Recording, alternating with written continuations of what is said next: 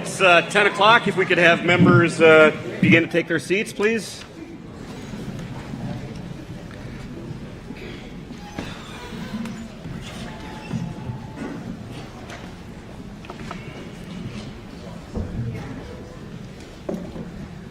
I think the Dems are still doing their media.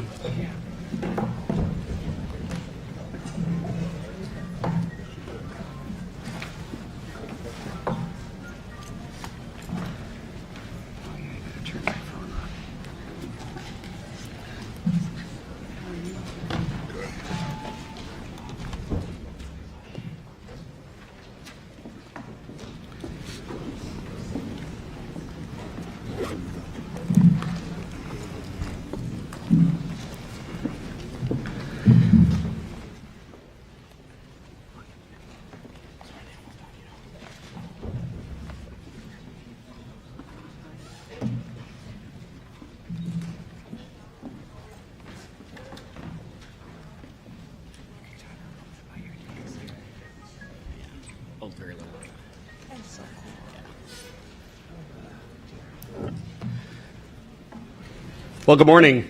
Welcome to actually my high school.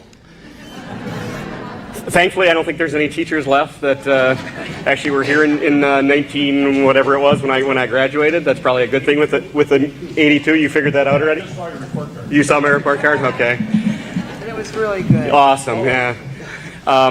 No, seriously, it is good to be here. We've been doing these. I've been the co-chair for this is my third budget, fourth time on the committee, and this is the first time first time ever the committee has held a public hearing in Marinette. So to the citizens of Marinette and the vicinity, good to be here with you.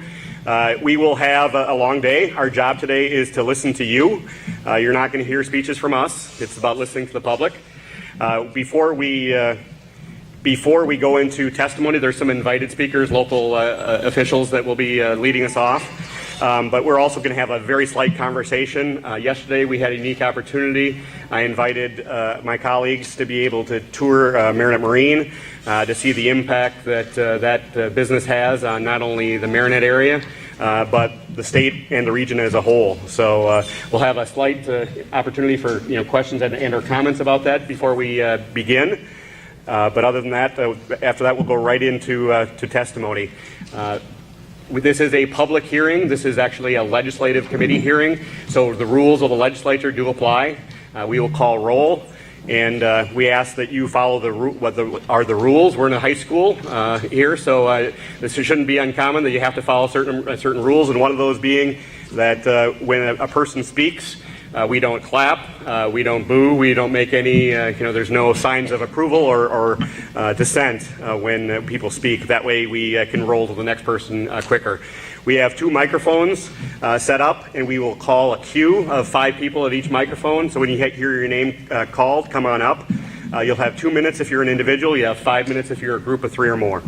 So that's kind of the ground rules. If you get your cell phone, please turn it off. So we're kind of in a tight space here. So you're not distracting the person next to you. Okay? With that, I think that's the rules for the day. Let's ask the clerk to call the roll. Representative Nygren. Here. Koinga. Here. Pelskowski. Here. Bourne. Here. Lautenbeck. Here. Rorcast. Here. Hintz. Here. Shanklin. Here. Senator Darling. Here. Olson. Here. Harsdorf. Here. Bookmere. Tiffany. Markline. Here. Taylor. Herpenbach. Okay, we do have a quorum. We'll also begin off by introducing ourselves so that you know who each of us are and what parts of the state we represent. I'll start off, Representative John Nygren, living about 3 minutes from here. So I represent from Marinette to the Green Bay area, and I am the co-chair, the assembly chair of the Joint Committee on Finance. Good morning, everybody. I'm State Senator Alberta Darling, and I'm the co-chair of finance with my great friend John Nygren, who's the graduate we're so proud of. I represent 4 counties, Milwaukee. I live in River Hills. I represent Milwaukee County, Ozaukee, Washington, and Waukesha counties. I'm very happy to be here. We've had such a good time touring the state and seeing so many wonderful people who've given us great feedback. So thank you for coming out today. As Representative Dale Koinga, I represent the city of Milwaukee, Brookfield, and Wauwatosa. Representative Mary Felskowski. I'm from the 35th Assembly District, just west of here, Lincoln, Langlade, parts of Oneida, Shawano, and Marathon. Thank you. Representative Mark Bourne, representing the 39th Assembly District, parts of Dodge and Washington County.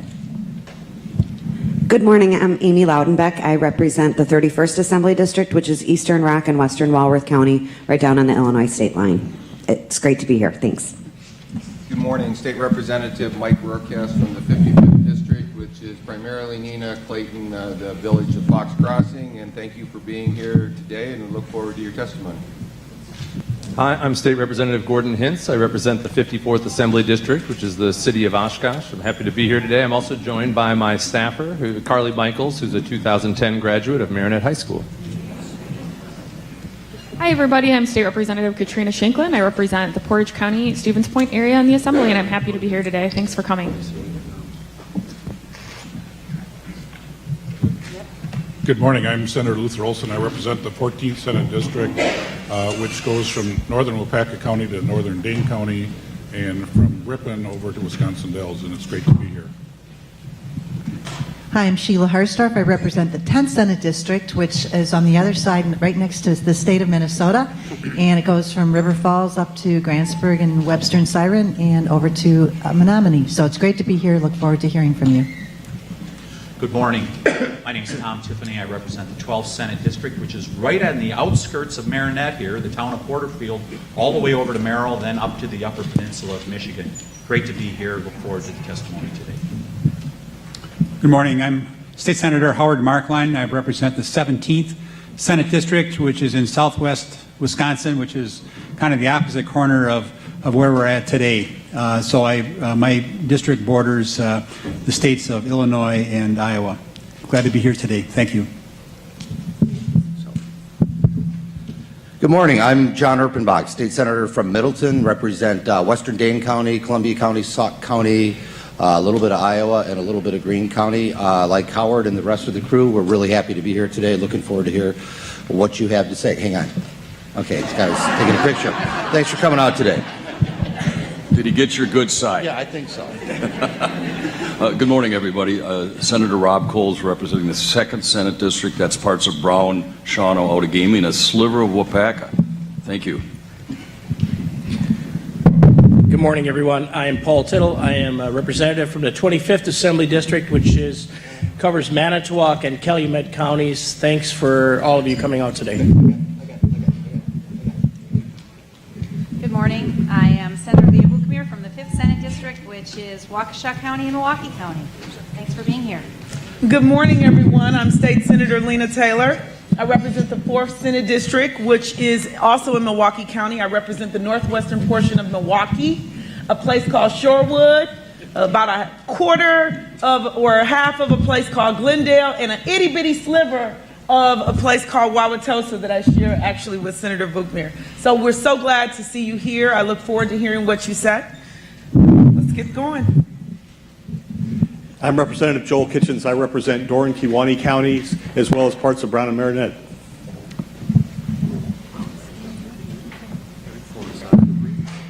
I think everybody has introduced themselves.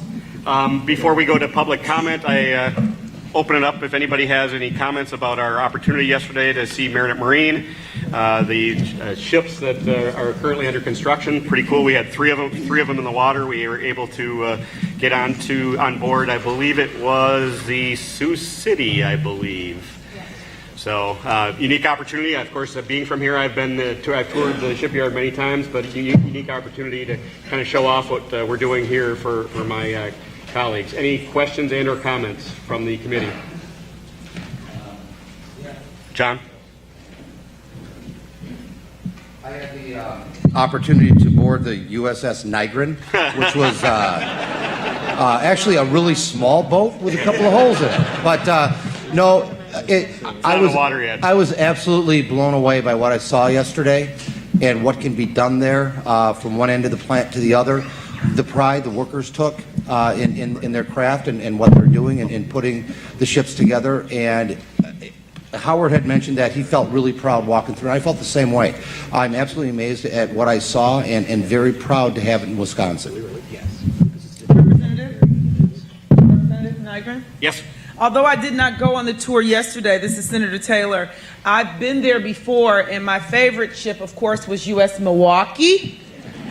Just for clarity, but the technology on the ships and what they can do is really amazing. So we have to continue to make sure that that happens. So send all that message to the federal land. Representative Klinga? I'm an Army guy, but every now and then I got to admit the Navy's pretty cool. And yesterday was one of those days. What's even cooler than that is if you look at the history of our country, yes, we've had the best fighting men and women the world's ever seen in the modern era, but we also have the best education system and the best economy that all of our soldiers and sailors and airmen can turn on and defend our country. So do our private citizens. And we saw that yesterday at Marinette, where this community goes to work, and whether it be directly at Marinette Marine or the businesses, you directly and indirectly make our country stronger, and we thank you for that. Any other comments? With that, this being a public hearing, we'll adjourn that portion of the public hearing and call our joint finance public hearing to order, and ask that unanimous consent that the roll from the previous be applied. No objection, so ordered. First off, we'll do a welcome from Mayor Steve Genesod of Marinette and Wendy Deserk, the superintendent. If you each want to take a microphone. We also have Brian Walters and Mark Anderson with the county to testify as well. So if you guys want to line up. They're doing it as a group, I believe. Brian. Steve? Okay, thank you. Appreciate the opportunity to have a joint finance committee here in Marinette, Wisconsin. As Representative Nygren said, this is the first I believe the only first time that we've had it here.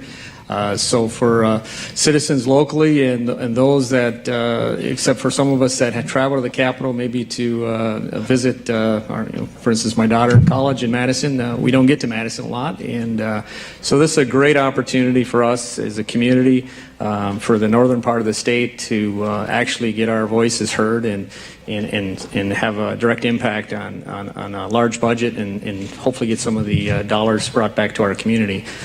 Briefly, it's a great time to be mayor of Marinette. We have a lot of fun things, interesting things happening. There's been a lot of support from the state level and not only from the state, federal, but the city working together. As some of you that toured the Marinette Marine, we have a business incubator that the state has helped us with, a $5 million investment in our community to not only support the Navy personnel that work directly on the ships here in Marinette, and also a business incubator to bring future business and direct support to the shipbuilding in the community. So we thank you for that. And one of the other things, Mr. Nygren and myself visited the harbor. A lot of money also came our way to help with the EPA funds to help clean that harbor up that was almost unusable, and certainly a great place that we continue to develop with pavilions and boat launch and other unique things.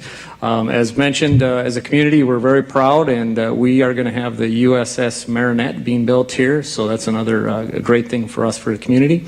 And I'll just closing by say we appreciate the opportunity to have our voices heard, and appreciate being here today. Thank you. Well, good morning. Welcome. Not sure that one's on.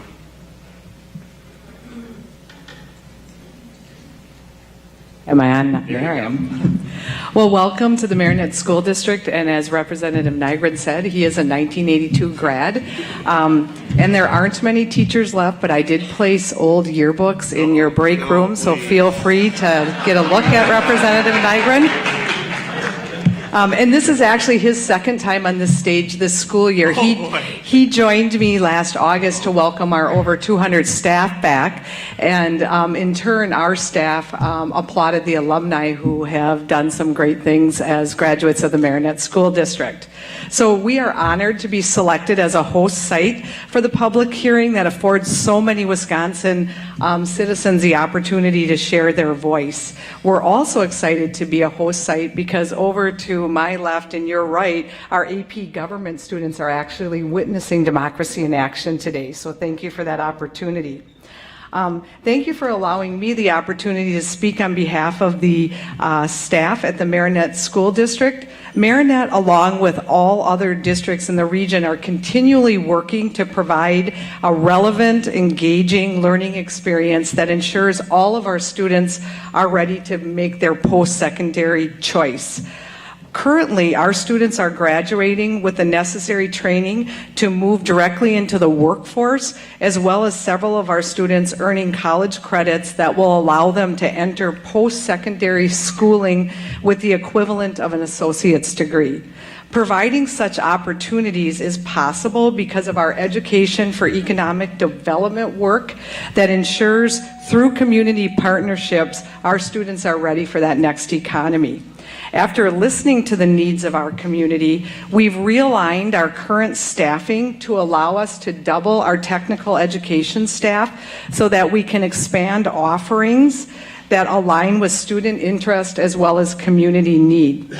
This included bringing back a modern version of the middle school tech ed program, and they graciously gave me a key chain anchor that's sitting up by your area today. That was one of their learning projects.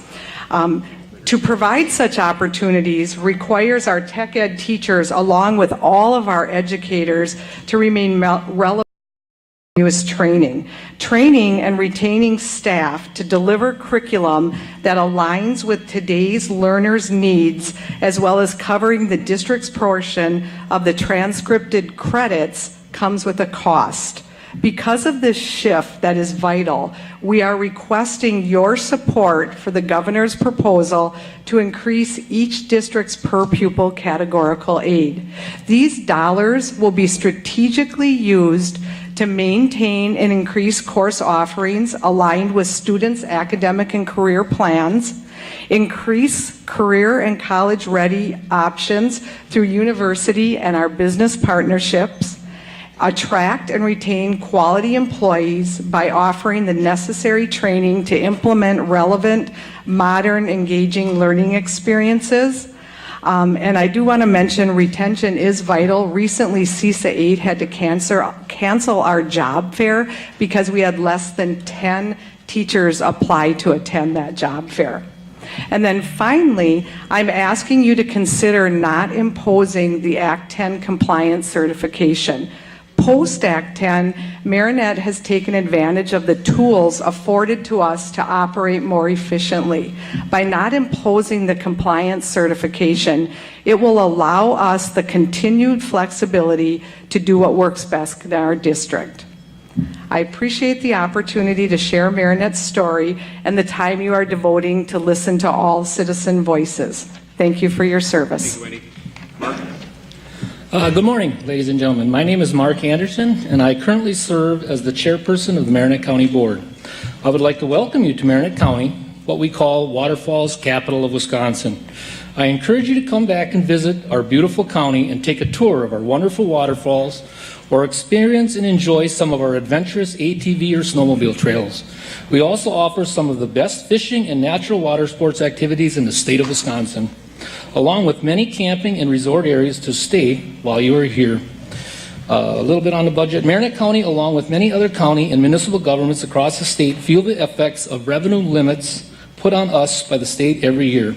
I am not here today to ask to remove revenue limits, but instead I'm asking for the state to give us the ability to raise additional revenue for the specific purpose of economic development and tourism promotion and infrastructure. As you are aware, the only way for municipalities to see more revenue growth is through net new construction or increased sales tax revenue. Here in Marinette County, net new construction averaged 0.8% over the past 3 years, which equates out to $122,000 increase in revenue. And sales tax revenue between 2000 and 2013 and 15 basically was flat. Marinette County's operating expenditures for 2017 is about $59 million. So as you can see, these numbers put extreme pressures on our ability to provide services expected by the residents of the county. and leave no reserve for increased spending on economic development and tourism that will spur more activity to give us more revenue.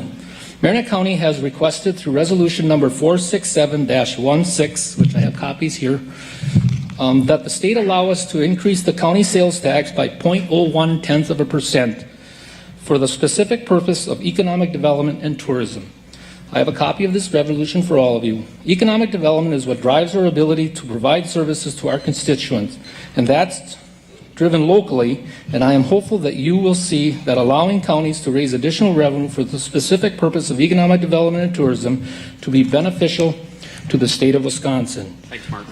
Thank you. Thank you. Before Brian goes, I'm going to call a cue. Pat Fenderstone, and then we'll go to Ann Hartnell, Dean Stewart, and Christine Polzine. And then why don't you guys take this microphone over on this side, and then we have Mike Kunish, Kathy Sendine, Brenda Warren, Julie Seefeld, and Diane Dorsch. Brian. First of all, I wanted to extend my thanks and appreciation for giving state residents hearings on the budget and specifically for coming to Marinette. My name is Brian Walters, and I am the finance director of the Marinette School District, and I'm also an elder person on the Marinette City Council. Children come through our school doors each day poised to have the same learning opportunity as every other child in the state. While that's not a guarantee for equal outcome, educators are charged with ensuring each child becomes a productive member of society. If you're a parent, I'm sure you will agree with me on this. We hope to leave our kids better off than we are. Education is each child's opportunity for that upward mobility. In fact, my daughter and I discuss this each night after we say our prayers and read books. Our saying is, knowledge is power. The vehicle for upward mobility in a school district is a quality staff. These highly dedicated professionals often spend more time with our children during the school year than the parents do. It is imperative that those professionals be of the highest quality, and in fact, I demand it as a parent. Attracting and retaining staff has become priority number one in the post-Act 10 environment. Funding disparities between school districts present challenges for rural and lower spending school districts.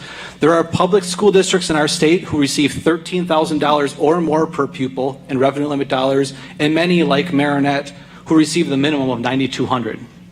The difference in those two numbers for Marinette is $8.2 million annually. Over 24 years since revenue limits were enacted, Marinette has received just shy of $200 million less in revenue limit dollars compared to a district our size receiving $13 million or $13,000 per pupil. Yes, we can hold referendums for operational needs, but the burden to fix that disparity is then placed solely on taxpayers. You can only imagine what Marinette could do with an additional $8.2 million annually in facilities, technology, staff, to make schools better for our kids. Marinette not only supports Governor Walker's educational proposal of increasing categorical aid by $204, but we also support a greater increase in funding for districts spending below the state average so that we can close that gap between districts. We'd like the opportunity to be good stewards of additional dollars so we have the same ability to provide for our kids as others across the state who are afforded more resources than Marinette. Thank you for having an open ear. Thank you. Pat? Morning. Good morning. I'm Patricia Finderstone, and I'm a registered nurse, and I'm also a long-standing AARP volunteer advocate. AARP is testifying in all 6 hearings because we believe that investing in Wisconsin seniors and their caregivers can yield a silver dividend. And this silver dividend will save taxpayer money, and it will enhance the lives of older Wisconsinites.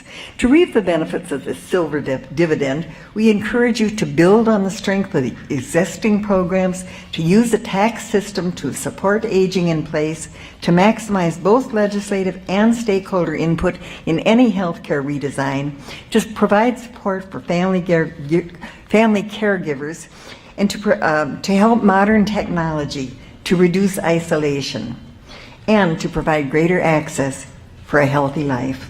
AARP Wisconsin believes that by using the budget as a planning document, we can make smart investments that will pay off in the future as a silver dividend. And we can reduce projected costs of aging programs by providing people with easier ways to save.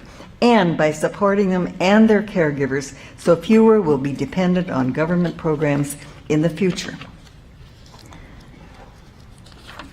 We have addressed some of these issues at previous hearings, but today I'm going to address modern technology to reduce isolation and to improve access in healthcare and wellness.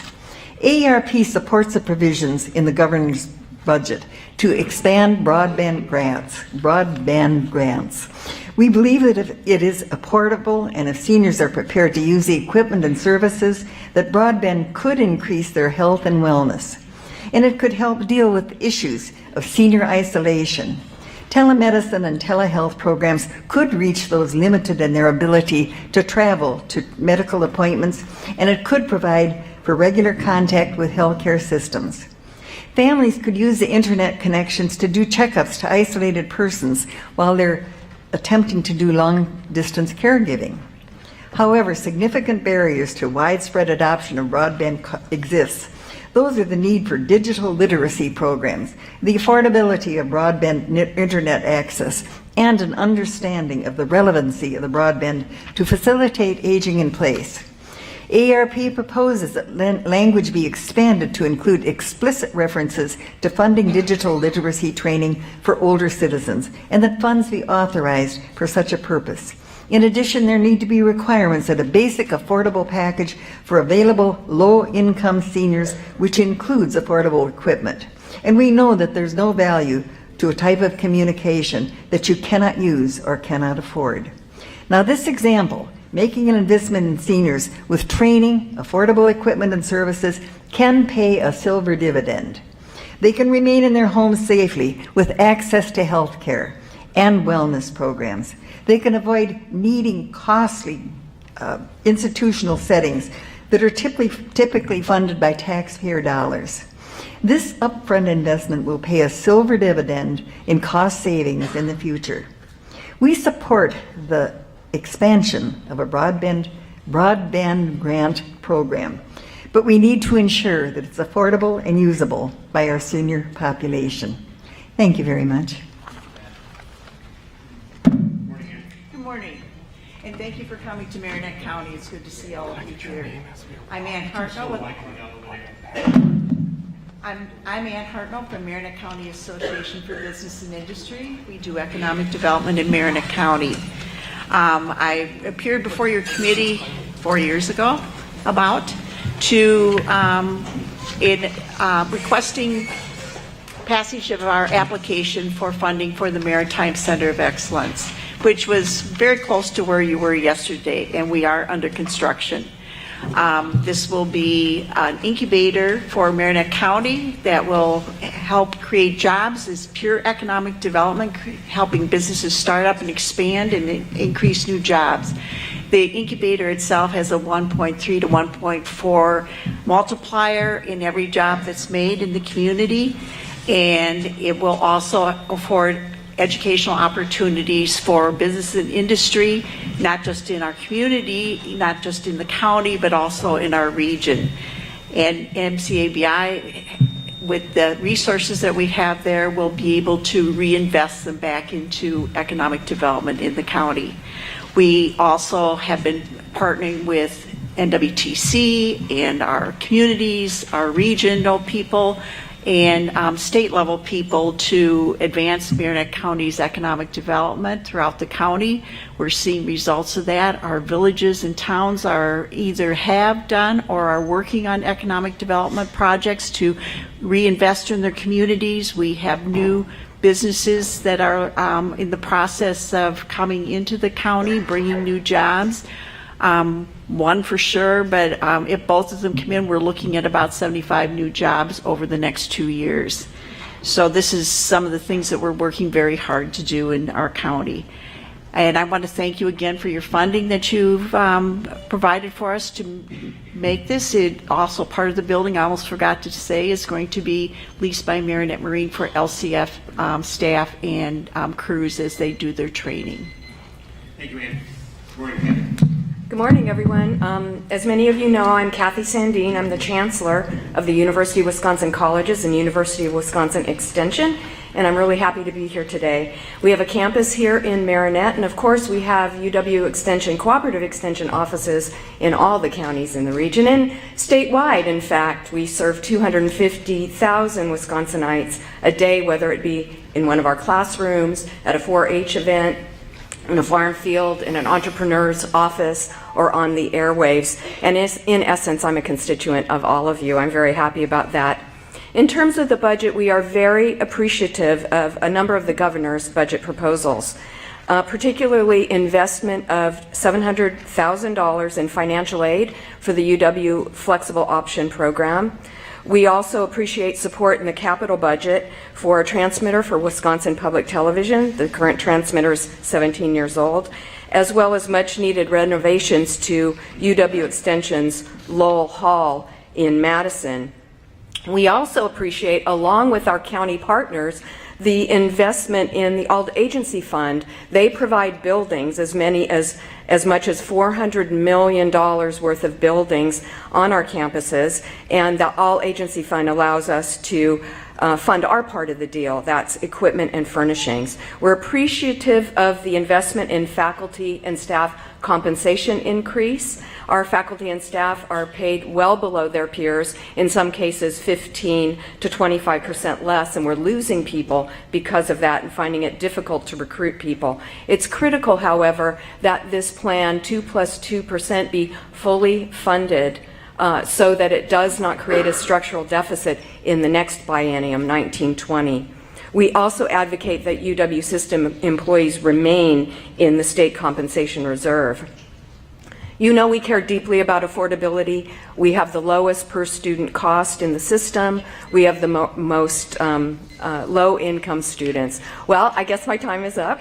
I want to stay on time. Thank you very much for your time and attention. We really appreciate it. Good morning. My name is Dean Stewart, and I'm the Dean of Corporate Training and Economic Development at Northeast Wisconsin Technical College.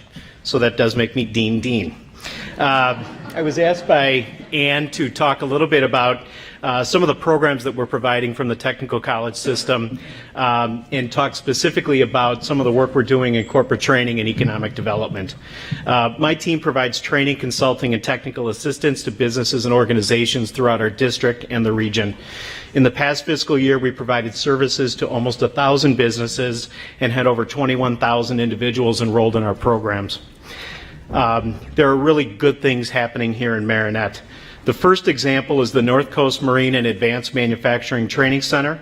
Located in downtown Marinette, about a block from Fincantieri Marinette Marine, the center provides training in multiple disciplines in a very flexible environment. In our Marine wing, training labs are mocked up to replicate the conditions that individuals will face while working in a ship. This includes welding, ship and pipe fitting, and electrical. Our advanced manufacturing wing features a flexible learning lab that allows us to roll in equipment as we need it and to focus on the type of training that is taking place. Both of these areas share a large computer lab as well as several traditional classrooms, outfit with smart boards and video equipment to extend and enhance the learning experience. Since we opened our doors in early 2012, over 8,000 people have been trained in the facility. Another example of success is the Northeast Wisconsin Technical College Small Business Initiative, or SBI. We provide training and coaching to small businesses throughout the region, and one of the things we're really pleased with is our partnership with the MCABI with the new incubator here in town.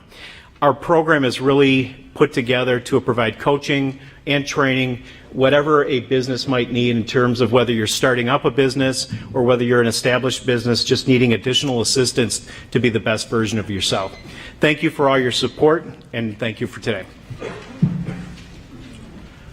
My name is Mike Kunish. I am the president of the Realtors Association of Northeast Wisconsin, and I'm here today representing the Wisconsin Realtors Association, so you don't have to listen to Tom Larson.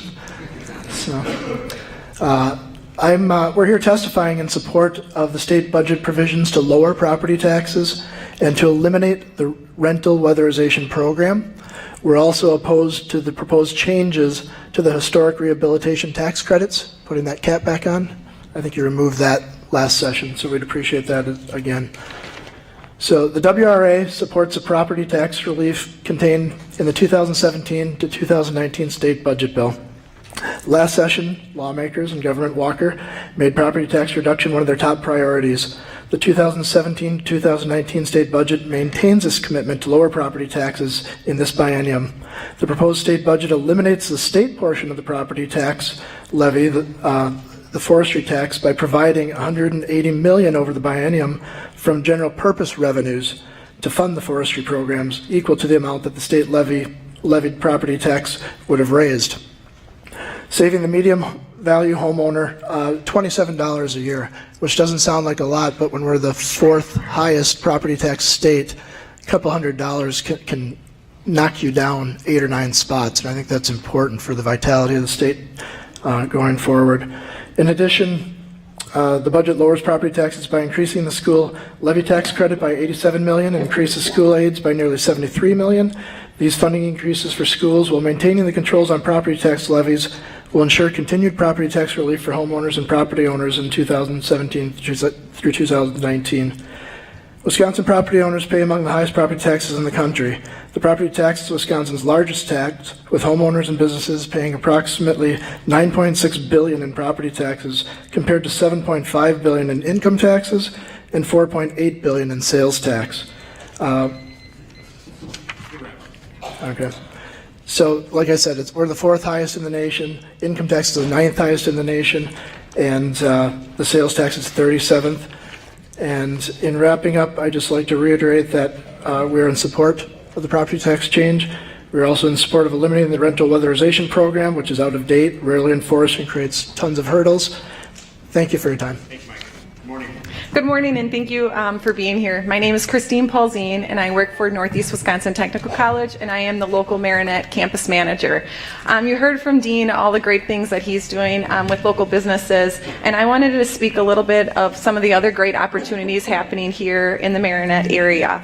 I am fortunate enough to work with all of the great partners with K-12 and with all of our local businesses and industries in trying to identify ways to help our youth gain post-secondary education. We are aware that we are going to have a shortage in our skilled workforce in this community, and it's something that so many of us want to improve.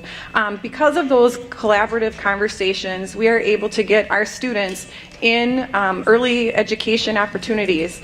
For an example, last year alone, we were able to partner with Peshtigo and Marinette School District and allow 227 students just from those schools alone to earn college credit while in high school. We believe that this is a very important thing for our opportunity for students in this area. The nice thing about that is those students then can graduate from high school and come to NWTC and finish out a credential. The other things that we are working on is our collaboration and transfer agreements so that those students can seamlessly enter our 4-year universities so that they can finish their degrees.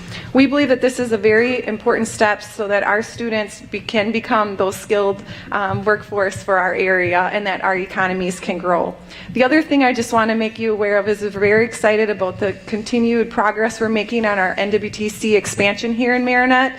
By doing this, we are allowed to bring in our electrical mechanical program. We redesigned our welding lab, our CNC, and all of our healthcare areas, and we believe that this is very important to help all of our community grow. I want to thank all of you for all of your hard work and your confidence in the Wisconsin Technical College, and I know that we all have the same goal in continuing to see our economies grow. Thank you. Thank you. Good timing. Good morning. I'm Brenda Warren, School Board President for the Green Bay Area Public Schools. I'm here today to support Governor Walker's budget proposal for increased per pupil categorical aid over the next 2 years. However, I strongly oppose the budget provision requiring districts to equally distribute that money to each school based solely on enrollment. Equal distribution of funds might sound good, but in a district like ours, equal is not equitable. We have 41 schools that serve varied student populations.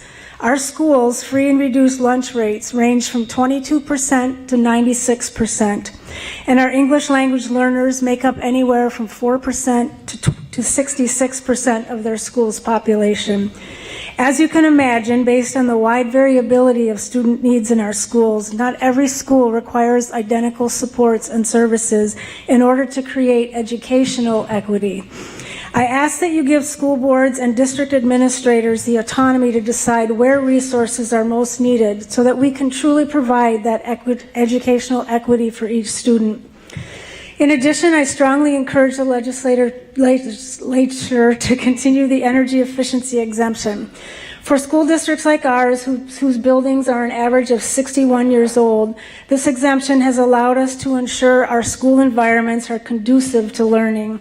We have used the energy efficiency exemption for older school buildings where windows and heating and ventilation systems are long past their life expectancy. I recognize there are many competing needs for general revenue funds.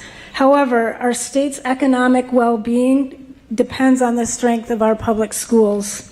As districts work to ensure all students graduate with 21st century skills ready for college, career, and community, it is important that we have the necessary resources to innovate and to address the changing and growing needs of today's students. Thank you. Thank you. Before we start, I'm going to call a new cue here, and also welcome Representative Mursaugh, who's my colleague, to the north and to the west. Vicki, we'll call this microphone. Vicki Bayer, Michelle Langenfeld, John Forrester, Mike Ritchie, and Jeremy Wesso. At this microphone, Angela Udelhofer, Christy Gimmel-Becker, Christina Voigt, Terry McCloskey, and Beck Krasinski.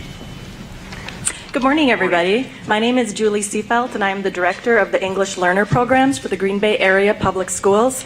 Our district educates 4,500 English learners, which is about 20% of our total district's population. To look at those numbers in a different way, if you look at the number of English language learners we're educating in Green Bay, 90% of the school districts in Wisconsin do not even have a total student enrollment of 4,500 students. So it's because of these numbers and the unique learning needs of English language learners as to why I'm here today. The Department of Public Instruction requested an additional $4.3 million for bilingual bicultural programs be put in the state budget. This critical bilingual bicultural funding is for English learners whose language educational needs must be served. However, the requested $4.3 million in funding was not put in the state proposed budget. The past 27 years has seen the bilingual bicultural program reimbursement rate for English learners decline. In 1990, the reimbursement rate was 63%. In 2000, it dropped to 20.6%. And in 2010, it fell to 9.7%. If the Department of Public Instruction's budget request to put in the state budget is not put in the $4.3 million, the estimated reimbursement rate will fall to 7.9%. This request of $4.3 million only brings the reimbursement rate up to 12%. That is still 51% lower from where it was in 1990 and 12.6% lower from where it was in 2000. I invite all of you to come visit the Green Bay Area Public Schools. Come see the English learners we're educating. Come see the resources that are needed to ensure these English learners obtain rigorous standards and graduate college, career, and community ready. Come see the human resources needed to educate the several hundred refugees that we have in our district who've been in the country less than 2 years, who come to us from war-torn countries and refugee camps. Come see, and you will understand why I am here today to ask that you please put these funds in the state budget. Thank you for your time. Morning. Good morning. I'm Diane Dersch. I'm Chief Technology and Information Officer for Green Bay Area Public Schools. As a former Wisconsin farm kid, I applaud Governor Walker's attention to rural areas when it comes to providing internet access. But as a leader in an urban school district, I would request that you keep your students in mind too in the urban schools. We have our own unique set of technology situations and problems in need of solutions. In Green Bay, we're a pretty innovative and forward-planning school district. We were one of the first school districts in the state to create Wi-Fi hotspot checkout programs for our students. We received calls from school districts throughout the country requesting details on how to operationalize such a program. We also take full advantage of the federal E-rate program to update our network infrastructure so that we can power Green Bay learning through technology. Our Board of Education just approved the building of $3.8 million regarding fiber optics so that we can get internet to our students. With the help of E-rate, our total cost for the building will be under $80,000. We also are taking a look at FCC white space to see how we might use those microwaves to help get internet to our students in highly dense populations. We continue to work hard to keep our students safe on the internet. With many computer applications moving to the cloud, we have many more web apps that we've had to review and assess regarding student data privacy. Staying up to date with cybersecurity and best practices to help our students understand phishing scams and look for potential breaches in data security are important for us. Technology is a necessary and integral part of learning. Whether we're in a rural district or an urban district, we all have our own issues to solve. Please don't overlook one population to help another. From the techno world and from a person who is well connected to all the other district technology leaders in the state, I can tell you we're all in this together. We have a great group of thinkers throughout the state, allowing us in the technology field to work together, both urban and rural, to find a solution will help us all move forward. Thank you. Thank you. Good morning. Good morning. Thank you to the Joint Finance Committee for this opportunity to testify today. My name is Vicki Beyer, and I serve as Director of Student Services for the Green Bay Area Public School District. I'm here today to share my support of the Governor's proposal for the $3 million categorical aid program to reimburse school districts for social workers. The recommended ratio for school social workers and school counselors is 1 for every 250 students. Our district currently operates at 1 for every 596 students. Our school social workers and school counselors are an invaluable resource, providing supports necessary to our students to find success in their academics by breaking down barriers that hinder their ability to focus in the classroom. In addition, I would like to express my support for the budget proposals to address mental health concerns through the collaborative grants. For the past 3 years, we have piloted a program in Green Bay in collaboration with Bellin Health to provide mental health services to our alternative school students. At this time, we are only able to offer the support to a limited number of students, having a therapist available 2 times a month, along with a psychiatrist once a month. Even in these limited offerings, we are seeing success. Students are able to access the resource and then return to their traditional school in a timely manner. Finally, I would like to share my support for the full-time position and additional funding to provide mental health screening and intervention services for our students. 30% of our middle school students and high school students have reported being depressed every day for at least 2 weeks over the last year. In addition, almost 10% of our middle school students and 13% of our high school students have reported making a suicide attempt in the last year. Screenings and interventions would provide us with the necessary support to help our students. Thank you. Thank you. Good morning. Good morning. My name is Terry McCloskey, and I want to thank you for the opportunity to speak today. I am on the Three Lakes School Board, the treasurer, and I am also the president of the Wisconsin Association of School Boards. First, I want to thank you for starting your deliberations with the governor's budget rather than with the base budget. That's very important to go from the top down. The governor's budget contains an investment of $200 per pupil categorical aid in the first year of the biennium and an additional $204 per pupil in the second year of the biennium. This money is critical to Three Lakes. In 2017, the $200 per pupil money will provide $122,000 to my district. Distribution of these funds through the funding formula would result in only $1,000 or so to my district. This makes a difference of at least one teacher in one class offering.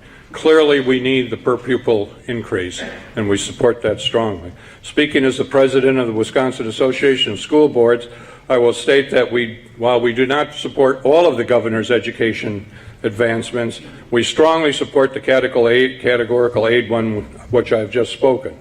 We are also concerned about the Act 10 compliance string of 12%. and ask you to remove or to modify the Act 10 certification requirement to reflect the reality that school districts are using Act 10 flexibility to reduce the costs. And lastly, by imposing revenue limits on our districts, we are forced to go out for operations referendums. Please allow the districts to locally manage their own affairs and not further hamstring them with additional regulations where and when they can communicate for referendums with their taxpayers. Thank you. Thank you. Morning. Good morning. We will be speaking as a group.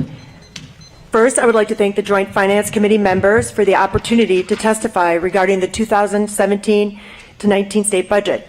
My name is Natalie Nienhuis, and I'm the principal of Doty Elementary School in the Green Bay Area Public School District.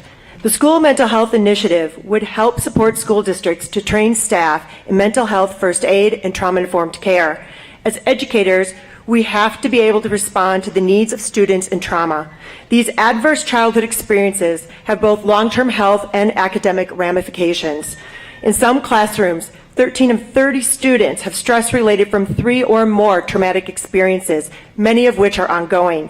Over the past 2 years at Doty, we have been able to directly connect our students' behavior-related crises to adverse childhood trauma to a rate of 90%.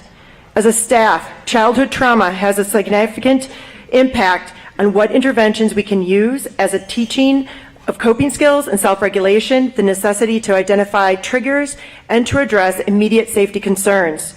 Through training, we can continue to focus on proactive behavior management and high-leverage interventions. However, these take resources and staff to implement consistently and successfully.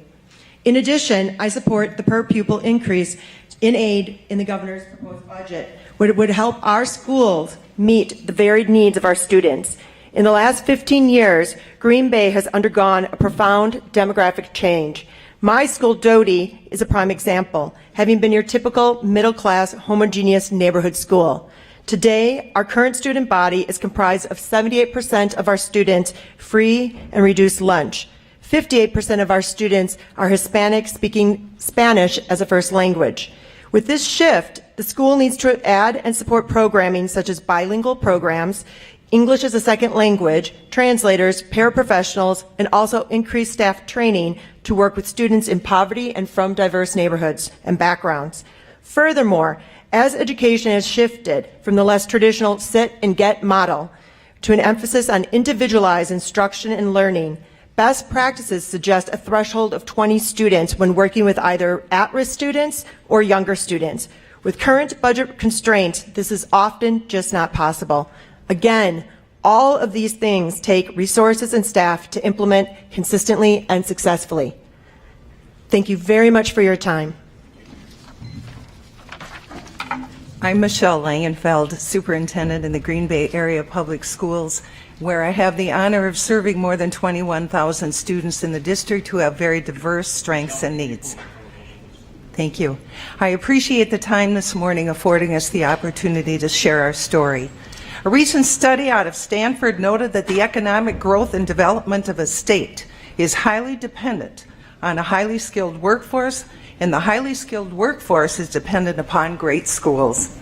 In the Green Bay Area Public Schools, we've been on a very, very positive trajectory, preparing our students to be college, career, and community ready. And we've seen some great proof of concept with programs such as City Stadium Automotive, Baylink Manufacturing, the Fine Arts Institute, just to name a few. However, the ability to expand such programs and scale them up has been limited by available resources.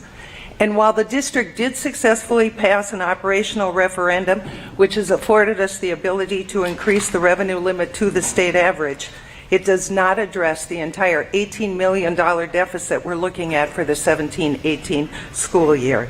And it does not provide the additional resources needed to expand any kind of programming to meet the needs of all of our learners.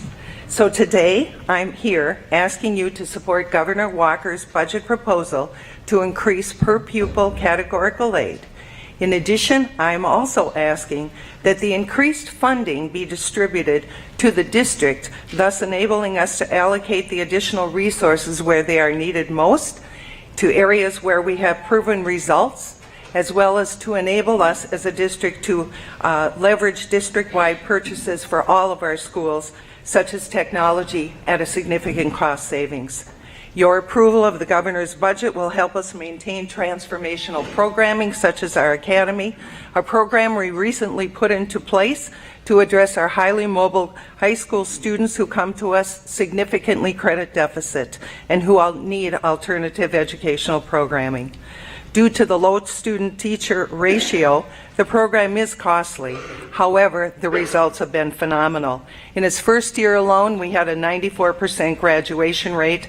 At the end of first semester, 32 students graduated, all going on to a 2-year, 4-year college or joining the military or the workforce. Through your investment, we can continue the trajectory we're on in partnership with our business community, higher education partners, ensuring that regardless of a student's needs or challenges, they will graduate with the skills that they need to successfully find their way to post-secondary, the military, and the job market. Now, more than ever, it's critical that we invest in public education. Thank you. Good morning. My name is Christina Boat. I am a mechanical engineer at Hudson Sharp Machine Company in Green Bay, Wisconsin. I would like you to build a new engineering building at UW-Platteville. In the last 7 years, the engineering enrollment at Platteville has gone up 40%. In Wisconsin, we're economical. There isn't a major UW program that could absorb a 40% increase. It's causing course delays now, and I fear we're going to lose good professors in the future. Wisconsin has a proud history of industrial companies. Yeah, we've had challenges, but Wisconsinites are rolling up their sleeves. As an engineer, I believe Wisconsin companies can and are competing on the global market. To be competitive, we need engineers. We need engineers to keep the high-paying skilled labor in the state. Engineers are the innovators that help keep these jobs here. $1 to Platteville is $1 to Wisconsin. 80% of the engineering students are Wisconsin residents. 3/4 of the graduates stay here and help Wisconsin businesses, all at an affordable rate for Wisconsin families. It's 4 Wisconsin kids, 4 Wisconsin companies at a price that won't put your kids in debt. This is how Wisconsin moves forward. The governor was mistaken. Please be the solution. Please help the state move forward here and I don't want to be standing here in 10 years telling you I can't find the engineers I need. Platteville is succeeding. They've just asked for more space. Let's roll up our sleeves together. Let's put taxpayer dollars to Wisconsin kids and Wisconsin companies. Let's get a Wisconsin firm and build an engineering building at UW-Platteville. Thank you for your time. Good morning. My name is John Forrester. I'm the Executive Director of the School Administrators Alliance. I'm here today to request that you remove the so-called Act 10 compliance provision from the budget. The SAA strongly supports the governor's proposed increases in per pupil categorical aid in each year of the biennium. We do oppose, however, the provision which makes a district's receipt of this new aid contingent upon certifying that district employees pay at least 12% of all costs and payments associated with their health care. Ever since the budget was introduced, we've had 2 questions about this provision. What does it really mean, and how is it to be calculated? More than 2 months later, we still do not have definitive answers to those questions. This leaves many administrators concerned and wondering if their district will qualify to receive this new aid to benefit the students they serve. You've heard testimony during these hearings from administrators across the state of how they have used the flexibility afforded under Act 10 to reduce cost and meet the unique needs of their staff, students, and taxpayers. In addition to requiring a premium cost share, districts have implemented wellness provisions, on-site clinics, and instituted plan design changes utilizing HSAs, HRAs, high deductibles, co-payments, and out-of-pocket maximums. Well, if the prospect of 422 school districts using Act 10 flexibility creatively to meet their own unique needs in the already complicated world of healthcare seems a bit complex, it's because it is. Too complex for imprecise, one-size-fits-all budget language to adequately address. 2 points. By implementing many of the cost-saving measures I highlighted earlier, districts have been able to save far more money than if they would have only required a 12% premium cost share. And finally, don't stifle the creativity and innovation that Act 10 was designed to generate. Please remove this language. Thank you. Good morning. Good morning, and thank you for the opportunity to testify this morning. My name is Angela Udehoven, and I'm the Vice Chancellor for Enrollment and Student Success at the University of Wisconsin-Platteville. In my role, I work directly with recruitment and admission of prospective Wisconsin students. These students are attracted to UW-Platteville STEM programs because of the one-to-one attention from the faculty, not teaching assistants, our hands-on experiential learning, and our strong placement rates. We care about outcomes. We host over two career fairs each year, hosting over 650 companies and working with over 2,000 students searching for internships and future career opportunities. Companies from this area, such as Marinette Marine and West Agro, are a few that participate and search out our graduates. As we strategically look at the future needs of our students and our state, the capital projects we are proposing, the new engineering building and the STEM building, will help us meet the needs of the progressing workforce. In closing, as a proud alum, I ask that you include the engineering and the STEM building in the state budget. Thank you for your time and your consideration. Thank you. Good morning. I'm Mike Ritchie, District Administrator for the Northern Pines School District in Eagle River, Wisconsin.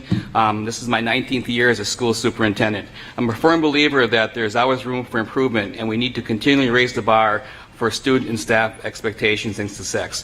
I am here today to plead with you to support the governor's plan to increase the per pupil categorical aid from the current $250 payment by adding $200 for the 2017-18 school year and an additional $204 for the 2018-19 school year. This revenue increase will allow us to maintain our current programming.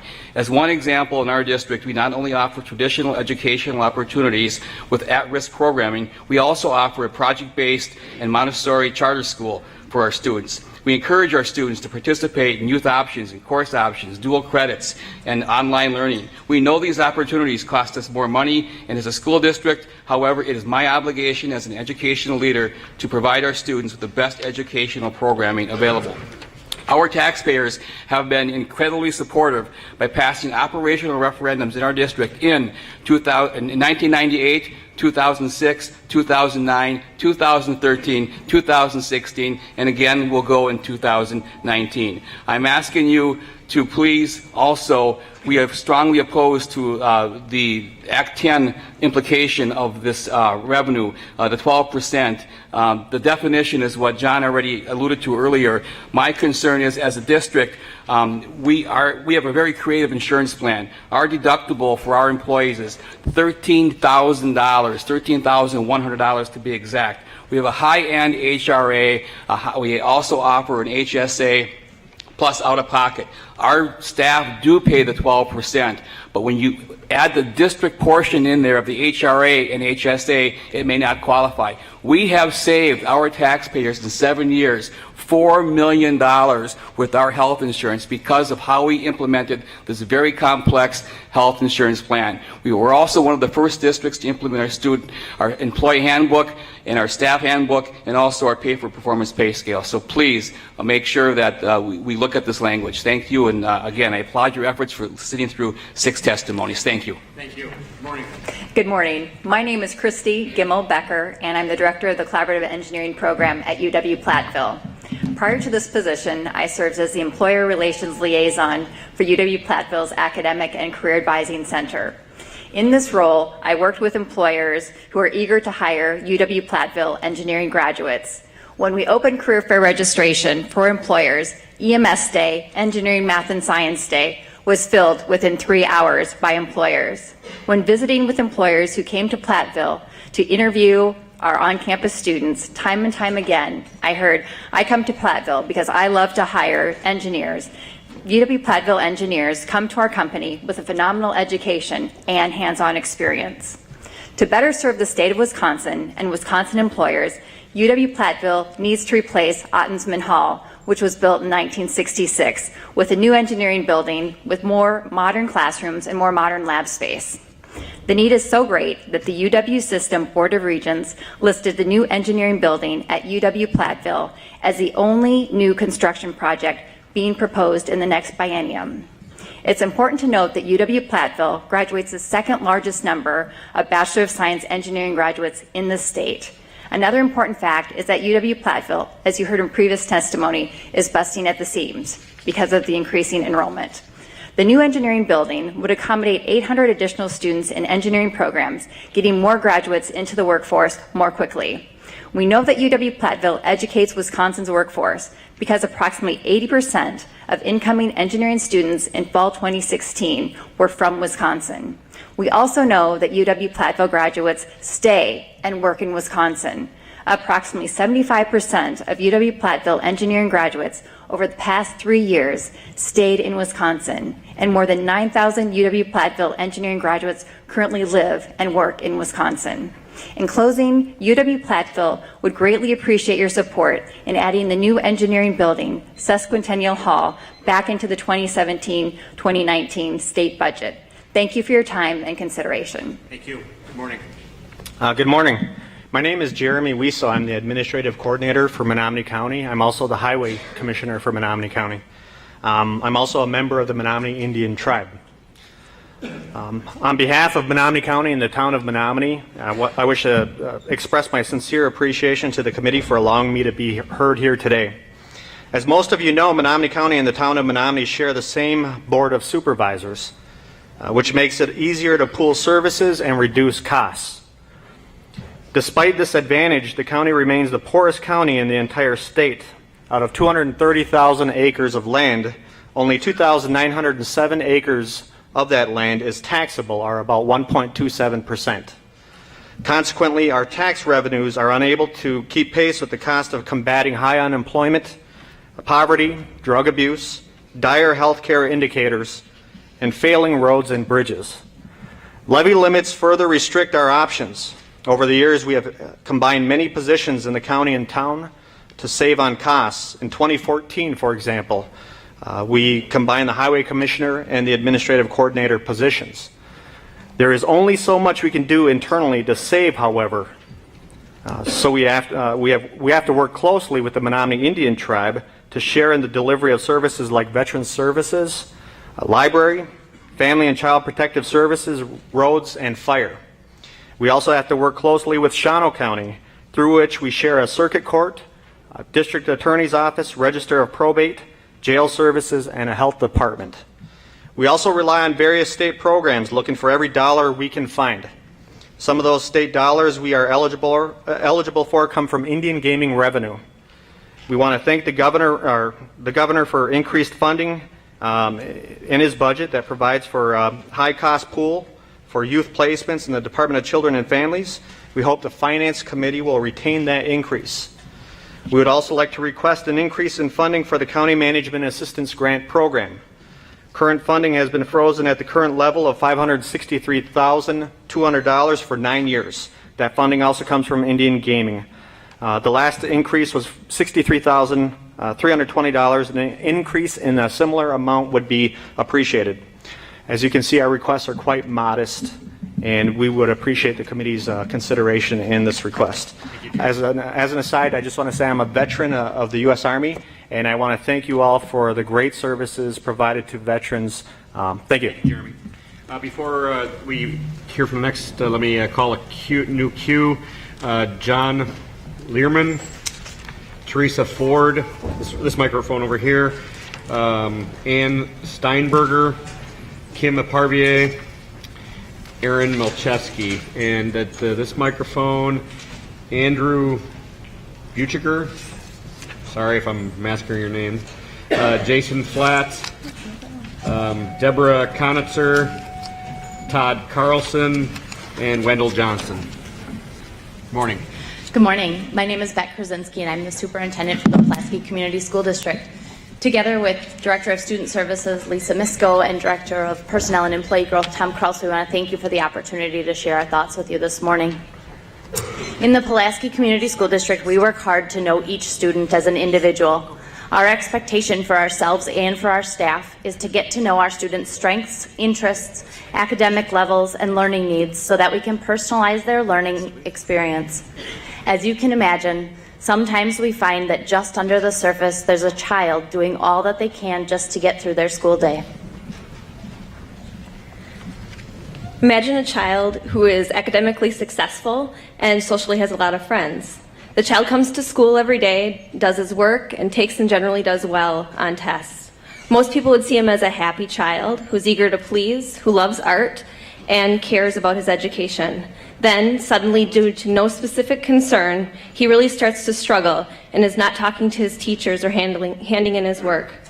Teachers and family become concerned, but when they ask him, he still seems to care, but he becomes emotional and has little to say as to why there's been a significant change in his grades. Despite the best efforts of his teachers and his parents, he receives poor grades and nearly fails most of his classes in the first semester.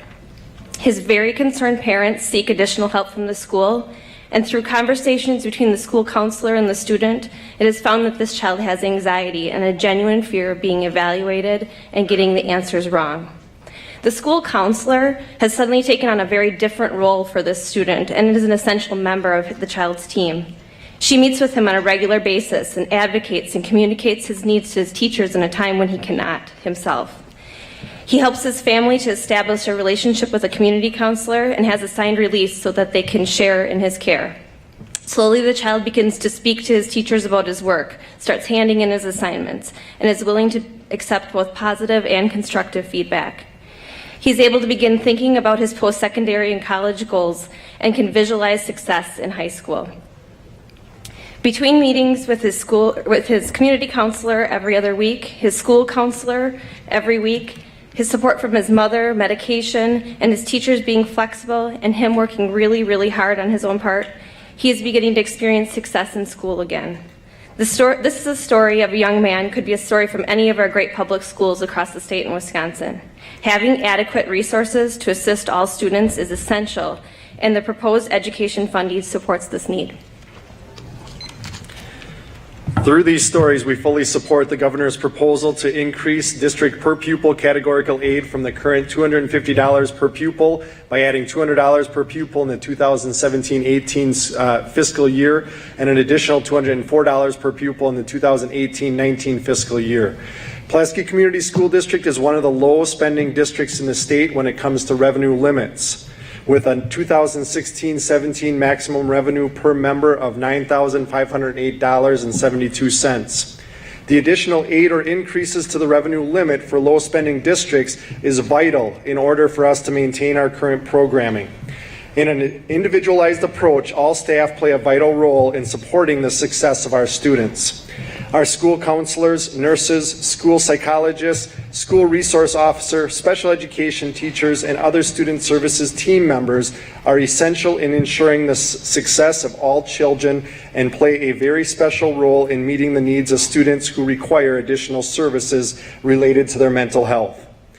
This budget allows us to keep these services as well as reasonable class sizes so that teachers and students can work together to build strong relationships that provide for individualized instruction, the leadership of a principal in each school building, and to continue offering an array of extracurricular activities which allow for social, emotional, physical, and academic growth for students both in and outside the classroom. Additionally, it allows us to maintain our current staffing levels throughout the district and continue to employ community members as bus drivers, cooks, custodians, technicians, business office staff, and professional educators who know our students and their families and support teachers within our system. We would like to invite you to visit the Pulaski Community School District. Come and shadow a student and see how our staff has an individual connection with each child and personalizes learning within our schools. Please visit us to see the work that we're doing to prepare students for their future. Our district philosophy focuses on service to our community as a whole. Our commitment to our children, the future of our workforce and our communities is unwavering, and we ask that you support additional funding for public education as you work through the biennial budget process. We look forward to working with you on behalf of our students and hope that you'll consider visiting us for a first-hand look at how we're utilizing the resources available. Thank you. Thank you. Before we hear the next speaker, I want to introduce Representative Jock, who is from the Green Bay area, and Representative Murphy from the Fox Valley area. They're here as well. And one of the challenges of coming to your actually school you graduated from, I'm getting text messages of photos taken 35 years ago showing up on my phone right now. So whoever is back there doing that, you can stop now. So. Good morning. Good morning. Thank you. The Medical College of Wisconsin is proud to be a new member of the Northeast Wisconsin community. As many of you know, MCW Green Bay welcomed its first class of medical students in July of 2015. In 2 months, we are also launching a new psychiatry residency program with the VA and other health system partners. My name is John Lehrman. I am a psychiatrist, professor, and I chair the Department of Psychiatry and Behavioral Medicine at MCW. I am here today representing MCW's strong support for Governor Walker's budget proposal expanding Wisconsin's child psychiatry consultation program. MCW is very grateful to Governor Walker for his leadership on this issue, as well as Senator Alberta Darling and Representative Jim Steinecke for authoring the legislation in 2013 and their strong commitment to it since. MCW, in partnership with Children's Hospital of Wisconsin, currently operates Wisconsin's CPCP in partnership with Wisconsin's Department of Health Services. The CPCP includes 2 regional hubs in which pediatric primary care providers receive free of charge pediatric mental health consultations for their patients in 15 northern counties and in Milwaukee. When primary care providers contact CPCP, they receive first and foremost consultation from child psychiatrists immediately. The program provides a long-term education to help them provide more informed mental health care at the front lines. And also CPCP connects the kids that they see to other resources in the community. After providing CPCP for a little over 2 years, we're excited with the results. Over 90% of the primary care providers are very satisfied with the program. Utilization continues to increase, and we continue to enroll new providers. CPCP has even provided consultation while kids are still in the offices of the providers. Providing this type of immediate care is invaluable. In closing, this committee recently approved 2017 January Special Session Assembly Bill 9, authored by Senator Darling and Representative Nygren. That bill creates an addiction consultation program modeled after CPCP. MCW supports this legislation, and we strongly believe that in conjunction with the governor's proposed CPCP expansion, both programs together will make Wisconsin one of the most innovative states when it comes to providing these types of services. Thank you. Thank you. Thank you. Good morning. Good morning. My name is Andrew Buhager. I am a special education teacher at Oconto Middle School.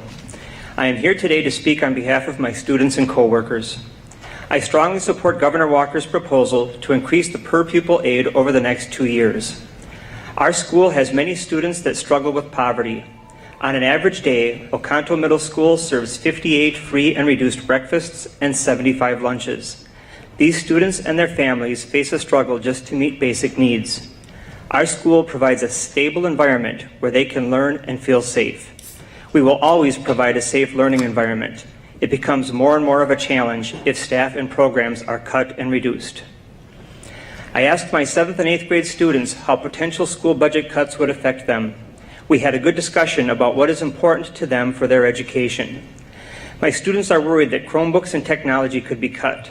They wondered if they'll still be able to participate in sports when they get to high school. They do not want to see cuts to our teachers and support staff. They like the class sizes and extra help they currently have. The proposed budget will directly impact these students and students across the state. I also support Governor Walker's mental health initiatives for Wisconsin schools. Our guidance counselor, Kathy Connell, reported dealing with the following mental health issues in our school: substance abuse, depression, anxiety, cutting, self-worth, body image, and teen suicide. Mrs. Connell works hard with students facing these issues. She said the cases are becoming harder to handle in a school setting without outside professional assistance. She gave an example of a teenage girl in our building facing the threat of suicide. Mrs. Connell spent 3 full days working with the student, local support agencies, and the Oconto Police Department in order to ensure her safety. The governor's proposals will give our schools resources to help meet the needs of these students. In conclusion, I encourage you to stand up for the children of Oconto and all Wisconsin public schools. Thank you for listening and serving the citizens of Wisconsin. Morning, Teresa. Good morning. My name is Teresa Ford, and I'm here from the Howard Suamico School District.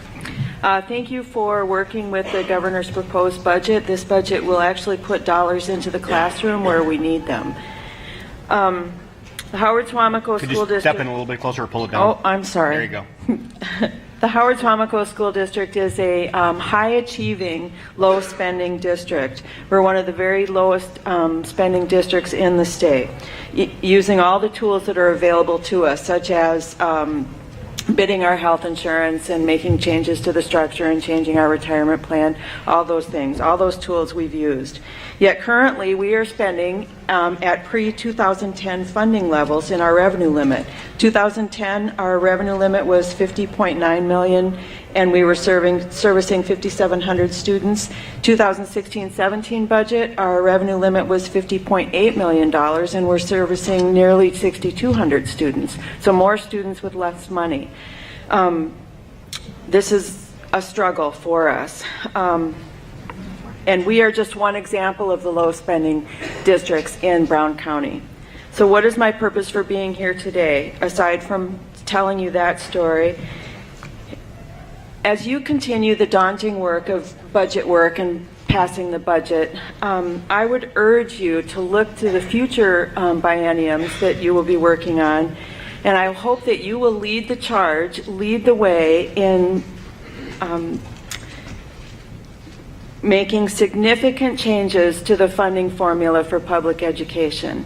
This is the only way that districts such as ours, low spending districts such as ours, and districts that all of you probably represent, will ever even come close to reaching the state average. So thank you again for your time, and just as everyone else has said this morning, and good luck with your work. Thank you, Teresa. Jason, good morning. Good morning. My name is Jason Flatt. I'm a professional engineer, naval architect, teacher. I'm an alderperson in the city of Marinette, and I'm the City of Green Bay's Historic Preservation Specialist. And with that in mind, I kindly request that you continue your support for an historic rehabilitation tax credit program with no cap, let alone one with $10 million as proposed by the governor's budget. No cap is in keeping with the decisions made in 2015. Good choice. Also, kindly request that you support the governor's proposal to use general purpose revenue for Wisconsin Heritage and the Circus World Museum in Baraboo.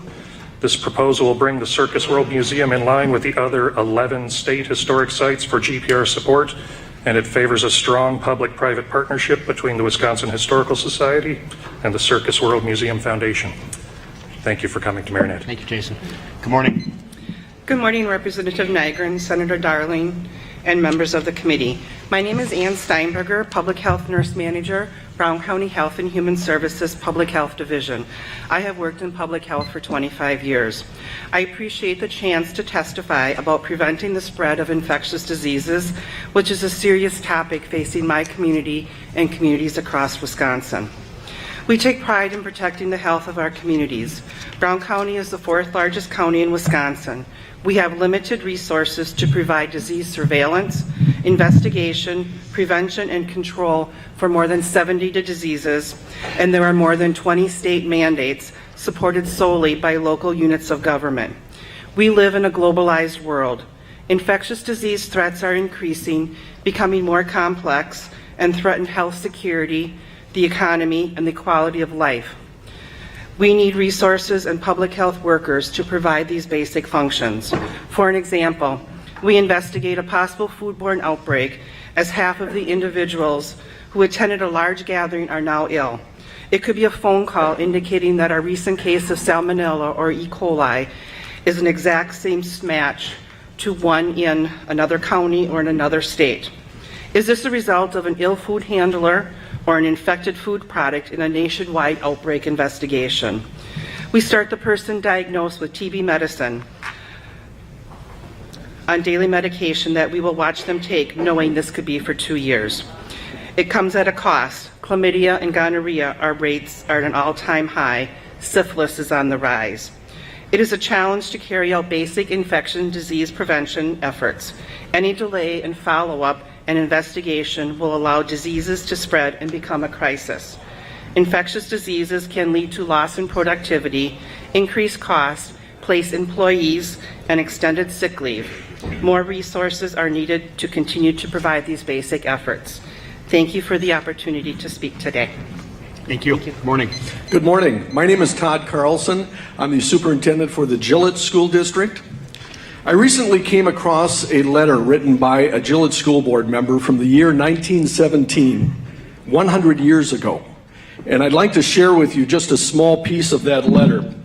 It reads, "I have determined that so long as I am a member of the school board of the Gillette School, I will endeavor to secure for the benefit of the community a real up-to-date school. With this object in view, I have fought to establish new courses. Some of you may think that this is no time for additions to courses, but I want to say that if there was ever a time when it becomes necessary to apply up-to-date methods to education, it is now. The harder the competition, the more necessary the improved methods. And so we want to have the boys and girls who go out from Gillette School equipped with the very best practice education that we can give them. Then they will have a fair chance in the battle of life." 100 years ago, the message was on the importance of education and opportunities. That message still rings true today. Gillette is a small school district. We had a failed operational referendum by 50 votes. I hope we're not getting to the point where the quality of a child's education is going to be dependent upon whether or not you can pass a referendum. We need strong state support for public education.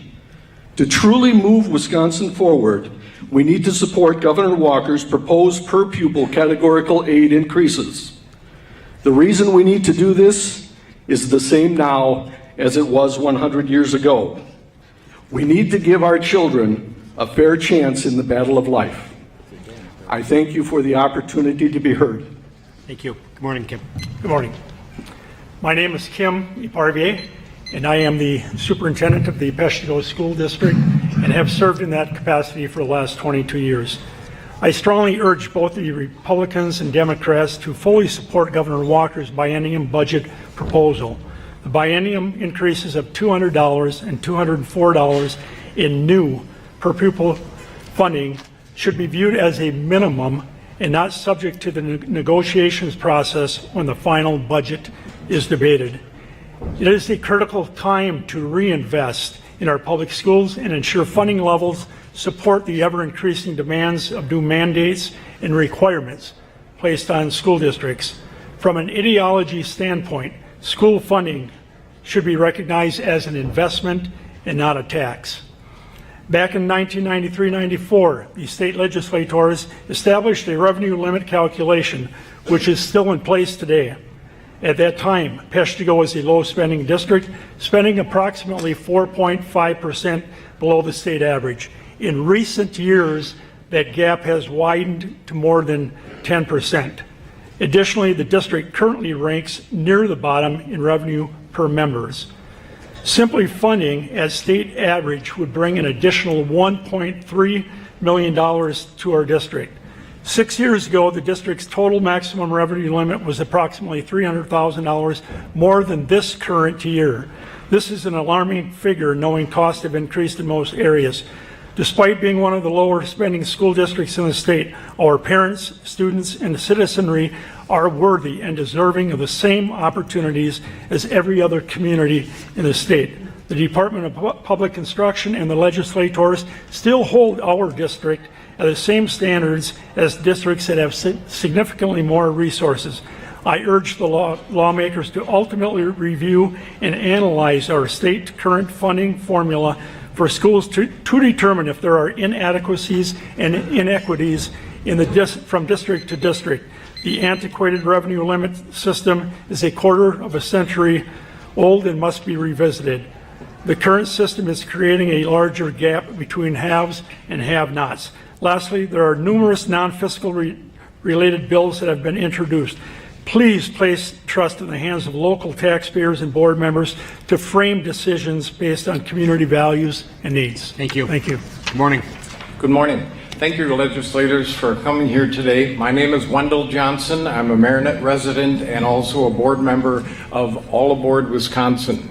Too often we are looked at as the flyover country for southern Wisconsin.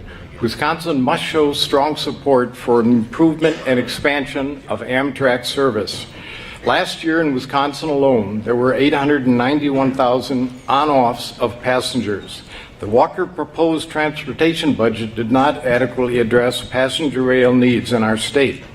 The following are 4 major needs recommended by All Aboard Wisconsin, and it is critical they are included in the new developing state transportation budget. 1, 2 more Hiawatha trains daily between Milwaukee and Chicago. Expanded schedules lead to greater ridership. The Hiawatha is one of the most heavily used commuter lines in the U.S. 2, solidify ongoing funding for the new Milwaukee Intermodal Station that connects passenger rail and bus service throughout the state. This is Wisconsin's showcase station to rail and bus passengers. 3, ensure Wisconsin cooperation with Illinois and Minnesota in funding a second daily Twin Cities Milwaukee-Chicago train, which will also increase schedule options for riders and greater ridership. Your support will help preserve our long-distance train, the Empire Builder. 4th, expansion of the Amtrak service from Milwaukee through Fox Valley to Green Bay. Citizens of northern Wisconsin and the Upper Peninsula of Michigan deserve passenger rail infrastructure investments. We are not just drive-over country. Wisconsin has been remiss in planning for and funding additional passenger rail routes in our state. Adjacent states are already adding train routes and additional travel options for their citizens. The estimated positive return on investment for each dollar invested in rail service for passengers is $1.8. If you're trying to climb out of a highway construction and maintenance black hole, be creative and support a viable option to car travel. Thank you. Thank you. Good morning, Aaron. Hi, good morning, Joint Finance Committee. My name is Aaron Melcheski. I'm the Superintendent of the Oconto Unified School District. Since the 2010-11 school year, our state-provided revenue has fluctuated and decreased $1,118,000. Consequently, the district has had to reduce expenditures through cutting programs, increasing class sizes, passing a referendum to support our facility maintenance, and ultimately having to make decisions based on what fits into our budget rather than what's best for our students. Unfortunately, the 17-18 school budget is no different.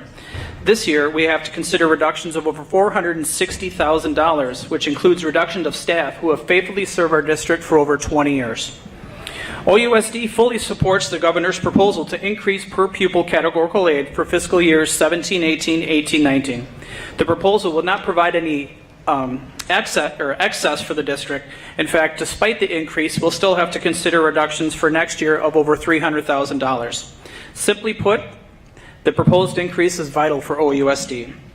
However, we strongly oppose the Act 10 compliance provision certifying that our employees pay 12% of all costs associated with employee health care.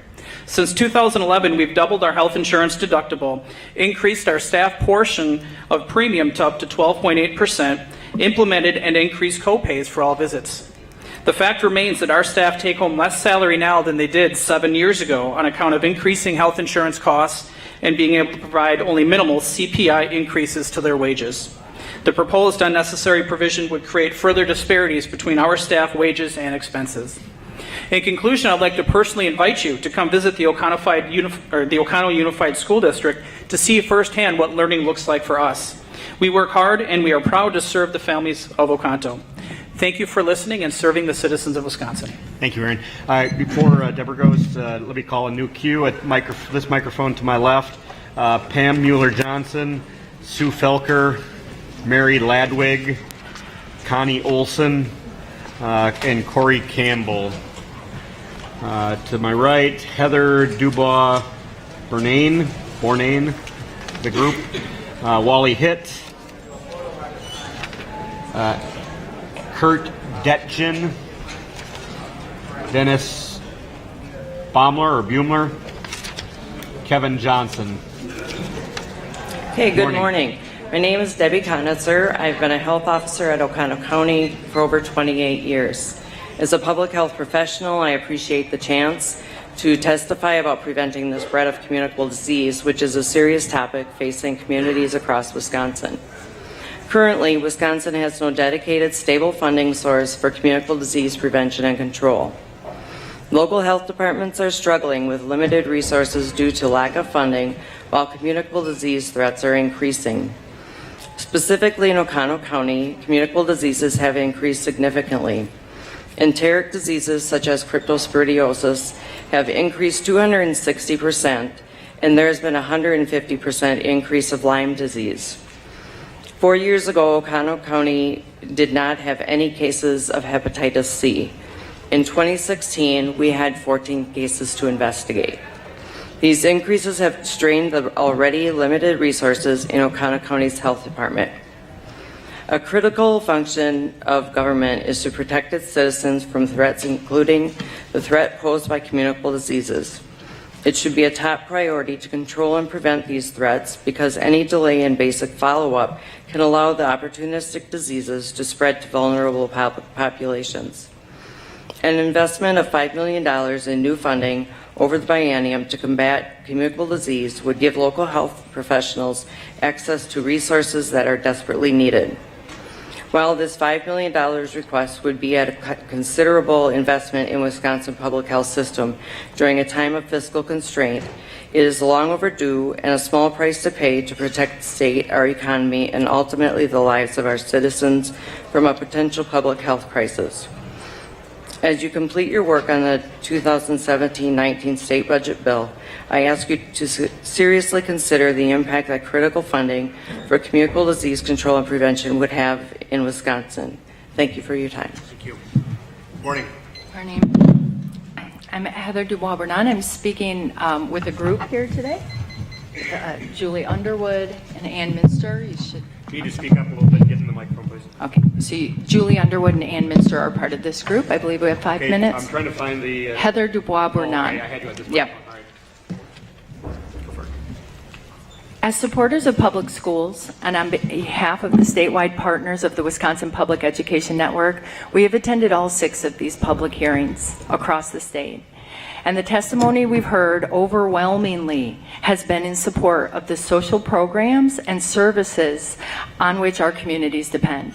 Public education, public health, disability services, senior care, higher ed, DNR and county conservation, and the predominant issue by far of concern for folks at these hearings has been supporting our public schools.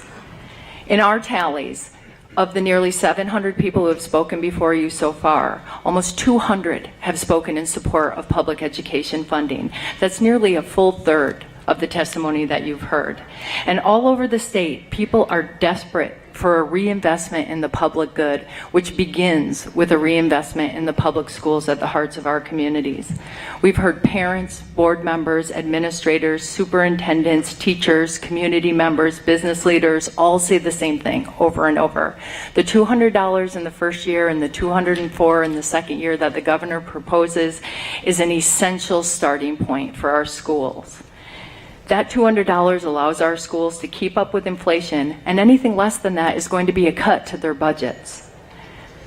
Districts are so appreciative of the feeling in the air for consensus around restoring some of this funding to our school, and I think you've heard this around the state as well.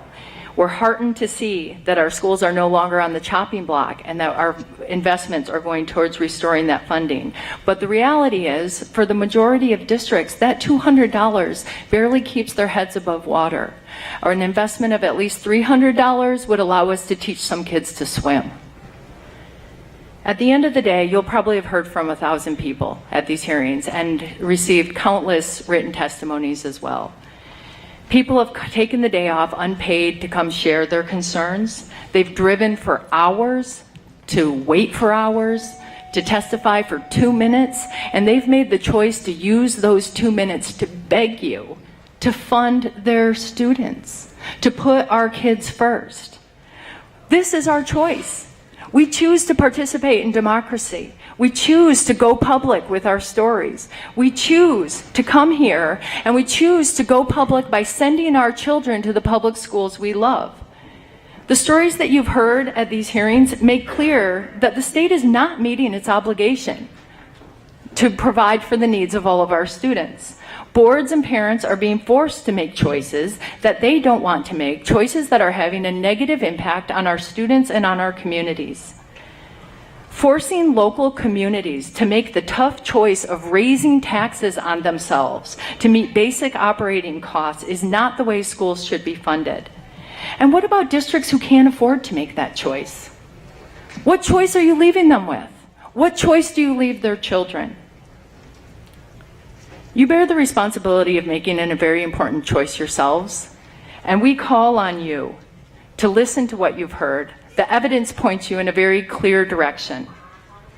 The citizens and the children of Wisconsin are counting on you to fix the broken funding formula that makes funding inequitable across our districts and for our kids, and to put us on track towards fully and fairly restoring lost funding to our public schools. Your process is just beginning, but we recognize that there will be other opportunities for us to provide input and insight into your decision-making process, and we hope that you'll continue to call on us to do so, as we will pledge to continue to be part of public oversight into that process. We've done our duty in these public hearings, and now it's up to you to move into the next phase. We call on you to put our kids first. You have the power and the ability, as you have in previous years, to include items in the final budget that have not been on the table for discussion so far. Items that could have a negative impact on our schools and on our kids. And we're begging you, do not use this budget to put new legislation, new policy items into an omnibus measure that hasn't been vetted by the people. Do not use this budget to expand the school voucher program that so many people have testified against in these hearings. You cannot justify that, and the people have made their will clear. Please use this budget to meet your moral and democratic responsibility to the people of this state and to the children upon which our collective future depends. Restore the funding our public schools so desperately deserve and our students so desperately need. Thank you. Thank you. Good morning. Sorry, that's not allowed in a public hearing. Good morning. Welcome to Marinette County. My name is Pam Miller-Johnson, and I'm the Director for Elderly Services. We're an aging unit, a nonprofit organization that provides services for seniors 60 and older. I feel a little bit like a minority here because I've heard a lot about youth and the focus on schools, and I think that's wonderful. But I also feel we have to have a strong voice and be an advocate for our seniors. I'm sure looking at a lot of you, you have had grandparents in your life and elder persons that have been very important to you. And I just want to say that I know there a lot of the money that comes to us to provide services like nutrition programs and transportation programs, particularly nutrition, comes from the Older Americans Act, which is a federal and a state match money. But I think it's a broken formula as well. I think there's not enough money that is coming to the seniors of Wisconsin to provide the necessary services that they need to remain in their homes. Just in Marinette County alone, we provide 52,000 meals. Marinette County is one of the largest third largest geographic county in the state of Wisconsin. 64% of that go to the homebound. The other part that you're going to be dealing with, I understand under the budget, is some state 8521 transportation funds. We need increased funding. We need to provide people transportation for medical appointments, for personal shopping. Just for one example, Marinette County is 75 miles long, if I'm correct, and 30 miles wide. There are many barriers with low-income people, isolation, lack of family support, and other transportation resources available. We need your help to put money back into the budget.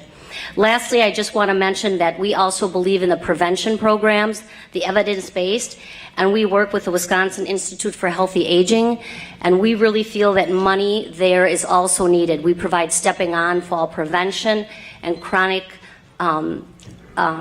services for the people living with chronic conditions. So thank you very much. We appreciate all your support. Thank you, Pam. Good morning. Good morning, Chairman and members of the committee. I am a youth volunteer representing FACT, Wisconsin's Youth Tobacco Prevention Program. Thank you for this opportunity to speak about something I feel very strongly about. My name is Mary Ladwig, and I live in Wrightstown, and I'm a freshman at Wrightstown High School. I'm speaking to you today because FACT has strengthened me as a person and giving me irreplaceable opportunities such as today. FACT is a youth-driven movement in teens in grades 7 through 12. Over 22,000 teens have registered since 2001. This movement is a part of Wisconsin's Department of Health Services Tobacco Prevention and Control Program, and the peer-to-peer advocacy work of FACT teens is vital to preventing youth tobacco in our state.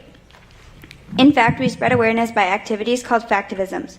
These advocacy activities educate teens in our community along with ourselves. The Factivisms I find to be the most effective are the environmental scan, which discovers tobacco marketing that kids are exposed to in local stores, and the cigarette butt cleanup. Throughout our Factivism work, we also share the personal stories that have motivated us to become FACT members. My grandpa is a frequent tobacco user who has raised 4 children who are all exposed to secondhand smoke, including my mom. My mom has never smoked herself, but she was recently diagnosed with lung cancer, and I often wonder if her cancer may have been caused by my grandpa smoking. My aunt was a tobacco user as well, who proudly quit because of hypnotism, which I hope to spread awareness about, along with raising awareness about the harmful effects of secondhand smoke. Quitting tobacco is extremely difficult, and secondhand smoke is dangerous. My hope is that because of FACT groups all across our state, Wisconsin teens will learn the truth about tobacco and won't have to go through what my family has gone through. Youth tobacco prevention is important because of programs like FACT. Wisconsin high school smoking rates have fallen from 33% in 2000 to 8% in 2016, an all-time low. But we still have lots of work to do. In Wisconsin, 2,900 youth are still becoming regular smokers each year. Nearly 90% of smokers start before their 18th birthday, which is why teens relating to their peers is so important.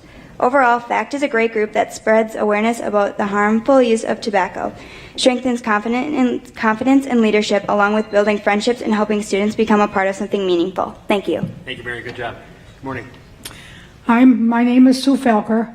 I am a volunteer for the Marinette County Elderly Services Program and Nutrition Program.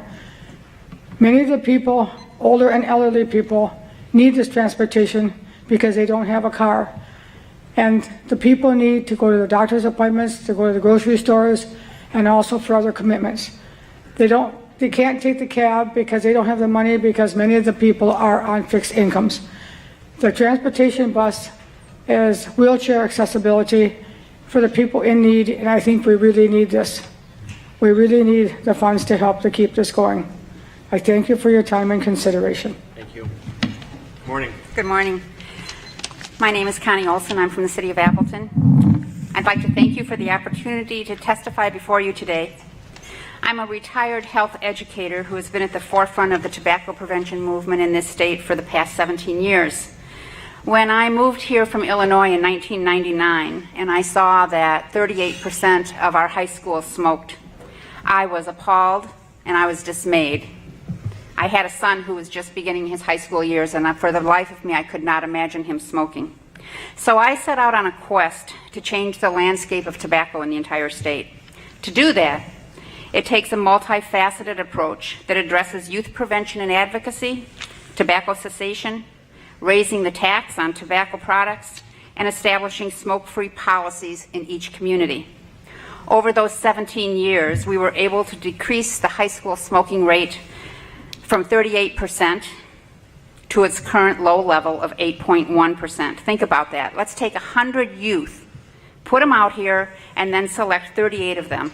Those were the number that smoked back in 1999. And now, if we take those same 100 and take out 8, that's how much we've decreased that rate. Are we done? Not by a long shot. Not until we reach all of those students. And with your help, we raised the tobacco tax to $2.10 a pack, and that is the largest determinant of people stopping smoking.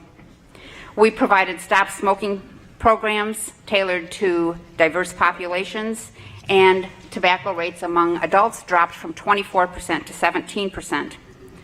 Annual revenue from the tobacco tax allows you to allocate $756 million as you see fit. In 2005, Appleton and Madison became the two major cities to enact smoke-free workplace policies, and with your help, that extended to the entire state in 2010. It also saved the state $1.4 billion in healthcare costs. I would like to just thank you for all the work that you have done in tobacco prevention and control, and I would ask that you would continue to support the funding for that program, which is currently at a level of $5 million. And to remind you that the tobacco industry currently spends $157 million in Wisconsin, and we ask for $5 million to combat them. Thank you very much. Morning, Wally. Good morning. I'd also like to, I'm Wally Hitt. I represent the Healthy Youth Coalition and Marinette City Council. I'd like to also speak to the continued funding of tobacco prevention. I'd like to see the tobacco purchasing age raised to 21, and that prevention is the lowest cost approach to lower health costs. Right now, 15% of the Wisconsin deaths are due to tobacco. Over $4.7 billion is spent each year on health care and lost productivity due to smoking. Smoking is an addiction, and 70% of smokers want to quit. But tobacco companies have developed new strains of tobacco that are 4 times stronger in nicotine, and chew tobacco is even worse with a 10 times increase in nicotine levels. The WINS program, a program of checking compliance on tobacco sales to youth, needs continual funding.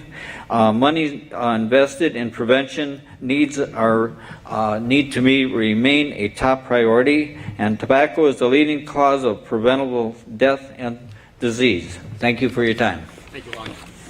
Morning, Corey. Good morning, Chairpersons Nygren, Darling, and distinguished members of the Committee on Joint Finance. My name is Corey Campbell, and I sit on the Brown County Board of Supervisors. I'm here today in a number of capacities. First, as president of the Nicolet Federated Library System Board of Trustees. Joining me today are fellow trustees Kathy Pletcher from Brown County, Ken Harder of Oconto County, Cheryl Maxwell and Paul Gustafson from Marinette County, and 2 system library librarians, Jen Thiele of Marinette County Consolidated and Amy Peterson of Lena Public Library. Nicolet Federated Library System covers an area of 5,000 square miles that includes the counties of Brown, Dorr, Florence, Kewaunee, Marinette, Menominee, Oconto, and Shawano, and includes 42 member libraries. With the exception of Brown County, Nicolet's service area is designated as rural. Residents of rural parts of Nicolet have been afforded access to high-speed internet and wireless internet access because fiber was installed at their local public libraries through TEACH, Wisconsin's federal universal service grant funds that benefited schools and libraries throughout Wisconsin. This in turn has made it possible for these rural residents who might only have dial-up internet access at home, and I can't believe we're still talking about that in this day and age, to have the same high-speed access to the internet as urban residents and to be able to access the resources they need that are provided by Nicolet to the public libraries. Residents of rural areas have come to rely on their public libraries to access computers with high-speed access to the internet needed for work and school-related activities.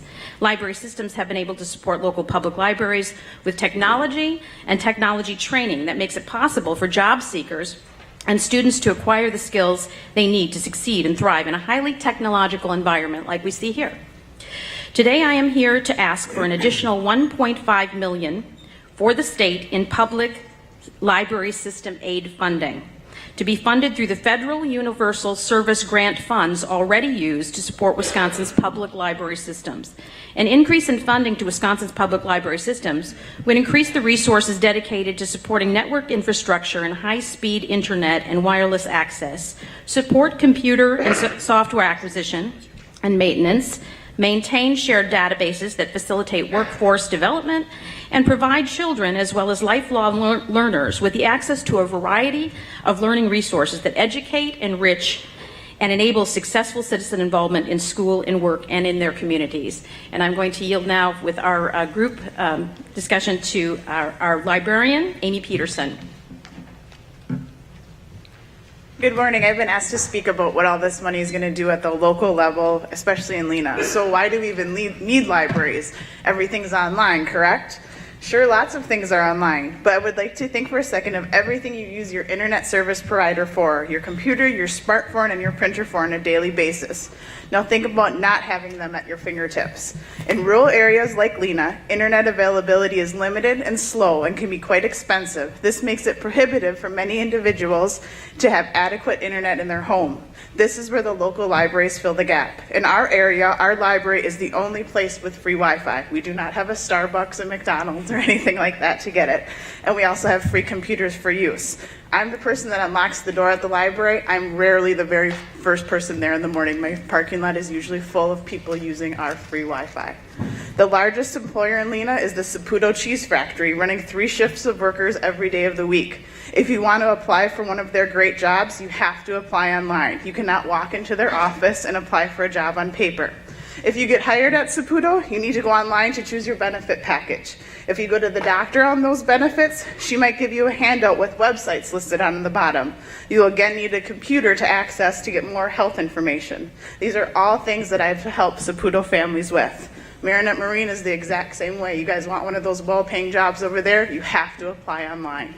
So what else besides jobs? Here are some of the things I've helped patrons do online. Printing insurance cards and forms, school projects, parents checking their child's grades online, registering for college classes, taking tests, renewing certifications, printing out income tax forms because they don't get sent in the mail anymore, booking airline tickets, and making purchases. Our computers and printers are used by local businesses for lease agreements, flyers, and business cards. We are the local Kinkos. With help from local authorities, we recently helped an elderly woman not become another victim of identity theft. She wanted help to email her driver's license to a gentleman she wanted to help in New York and had no idea who he was. So yes, you can find many things online today, but you need your libraries and their computers and their Wi-Fi to get online, and then the library staff to help you navigate all the knowledge to get at what you need. Thanks for your time. Thank you. Good morning. Hello, I'm Kurt Dachin, President and CEO of the Community Foundation for the Fox Valley region in Appleton, Wisconsin. We serve a 5-county area in the Fox Valley region. I want to thank you for coming to Marinette, for listening to all the input from the citizens. And certainly you've got a lot of passionate people here with some really good ideas, and I applaud every one of them. You're here to hear about innovative ideas and good ideas to make Wisconsin great and even greater. And I want to introduce one of those to you. I want to encourage you to support the Endow Wisconsin initiative as part of your budget this year.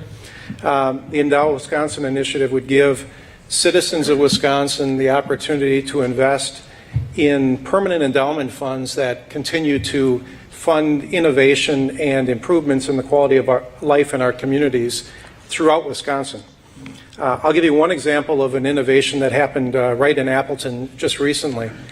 We had a private country club that was decommissioning and going out of business, and private community leaders and private donors came to the table and said, rather than turning that into a housing development, how about if we turn it into an urban farm to produce healthy food for our people and use it as a training ground to provide job training and skills to people, to take some of those most difficult to employ people and give them credentials and experience to get them employed in our economy. It turned out wonderfully. It happened because of private donations, private philanthropy, and community leadership.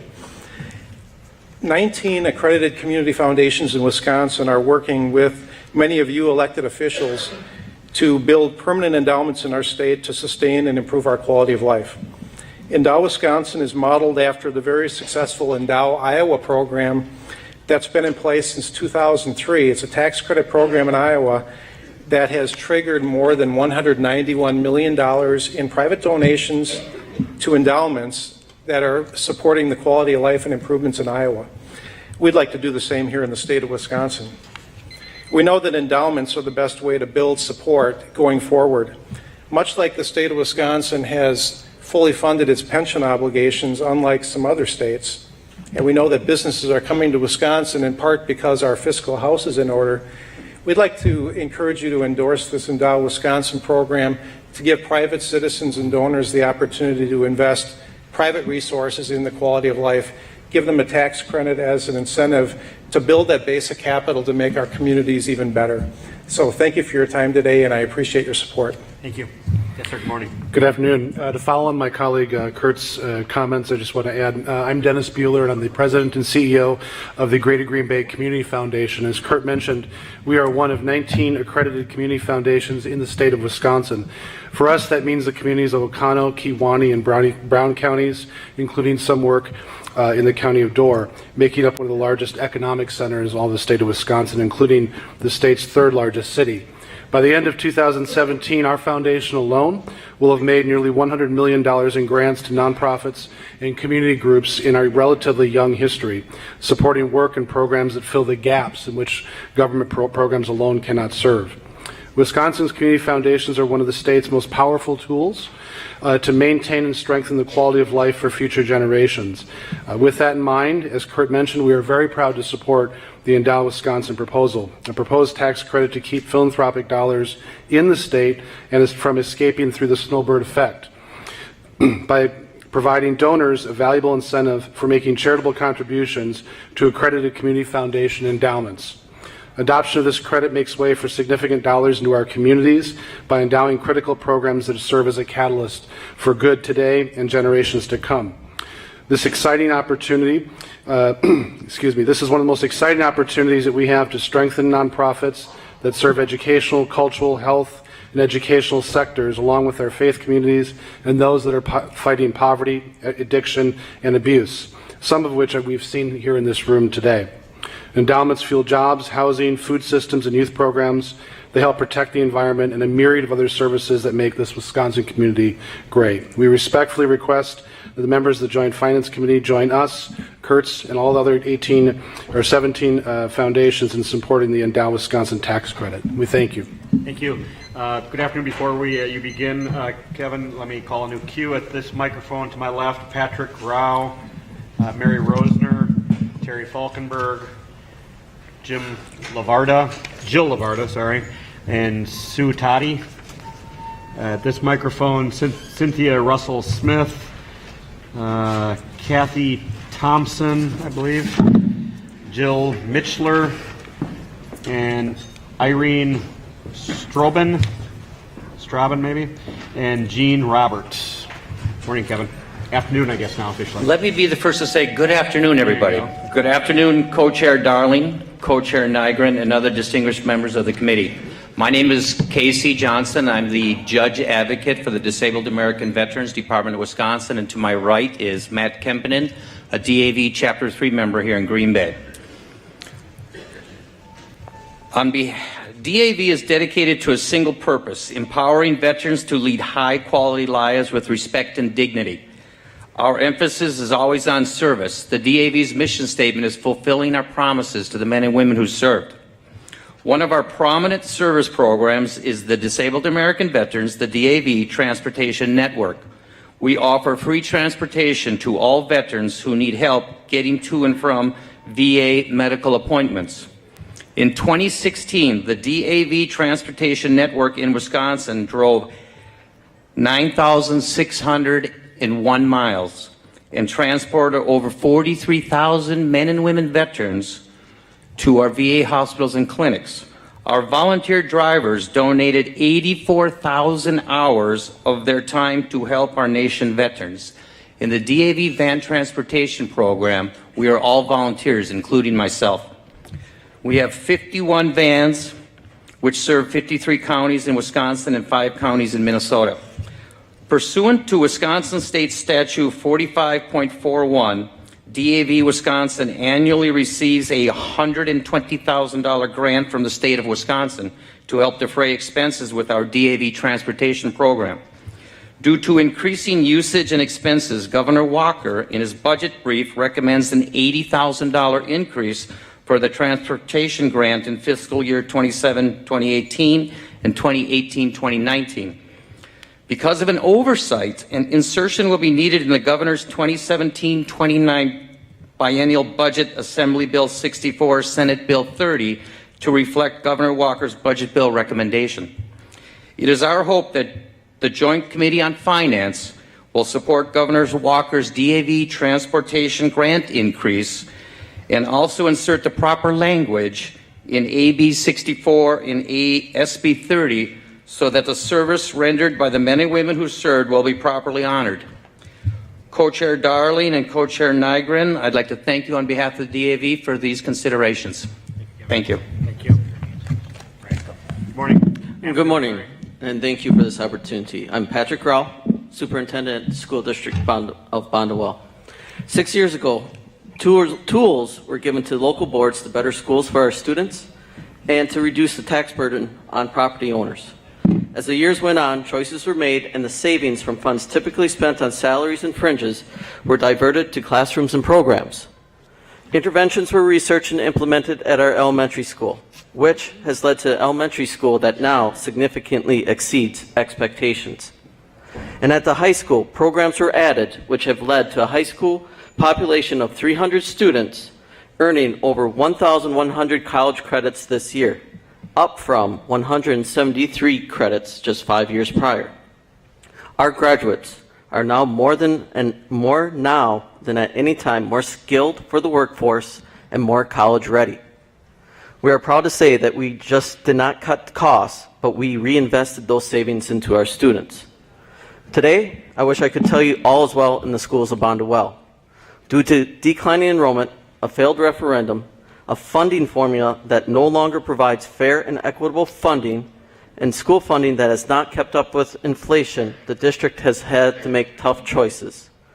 Last week, the board approved cuts of an elementary principal, 4 teaching positions at our elementary school, and next year it will be more of the same with classes and programs being cut at the high school. All in all, over a 2-year period, the district will have to cut over $1.1 million out of a $12 million budget. The students and families of Bondwell ask you to support the $200 and $204 increase in pupil categorical aid, and please, no strings attached. We have proven to make great decisions, and the money will be well spent by our locally elected officials. We also ask that you support the second tier of sparsity aid and the high-cost transportation plan. Every little bit counts when you consider that our transportation aid covers only 10% of those costs.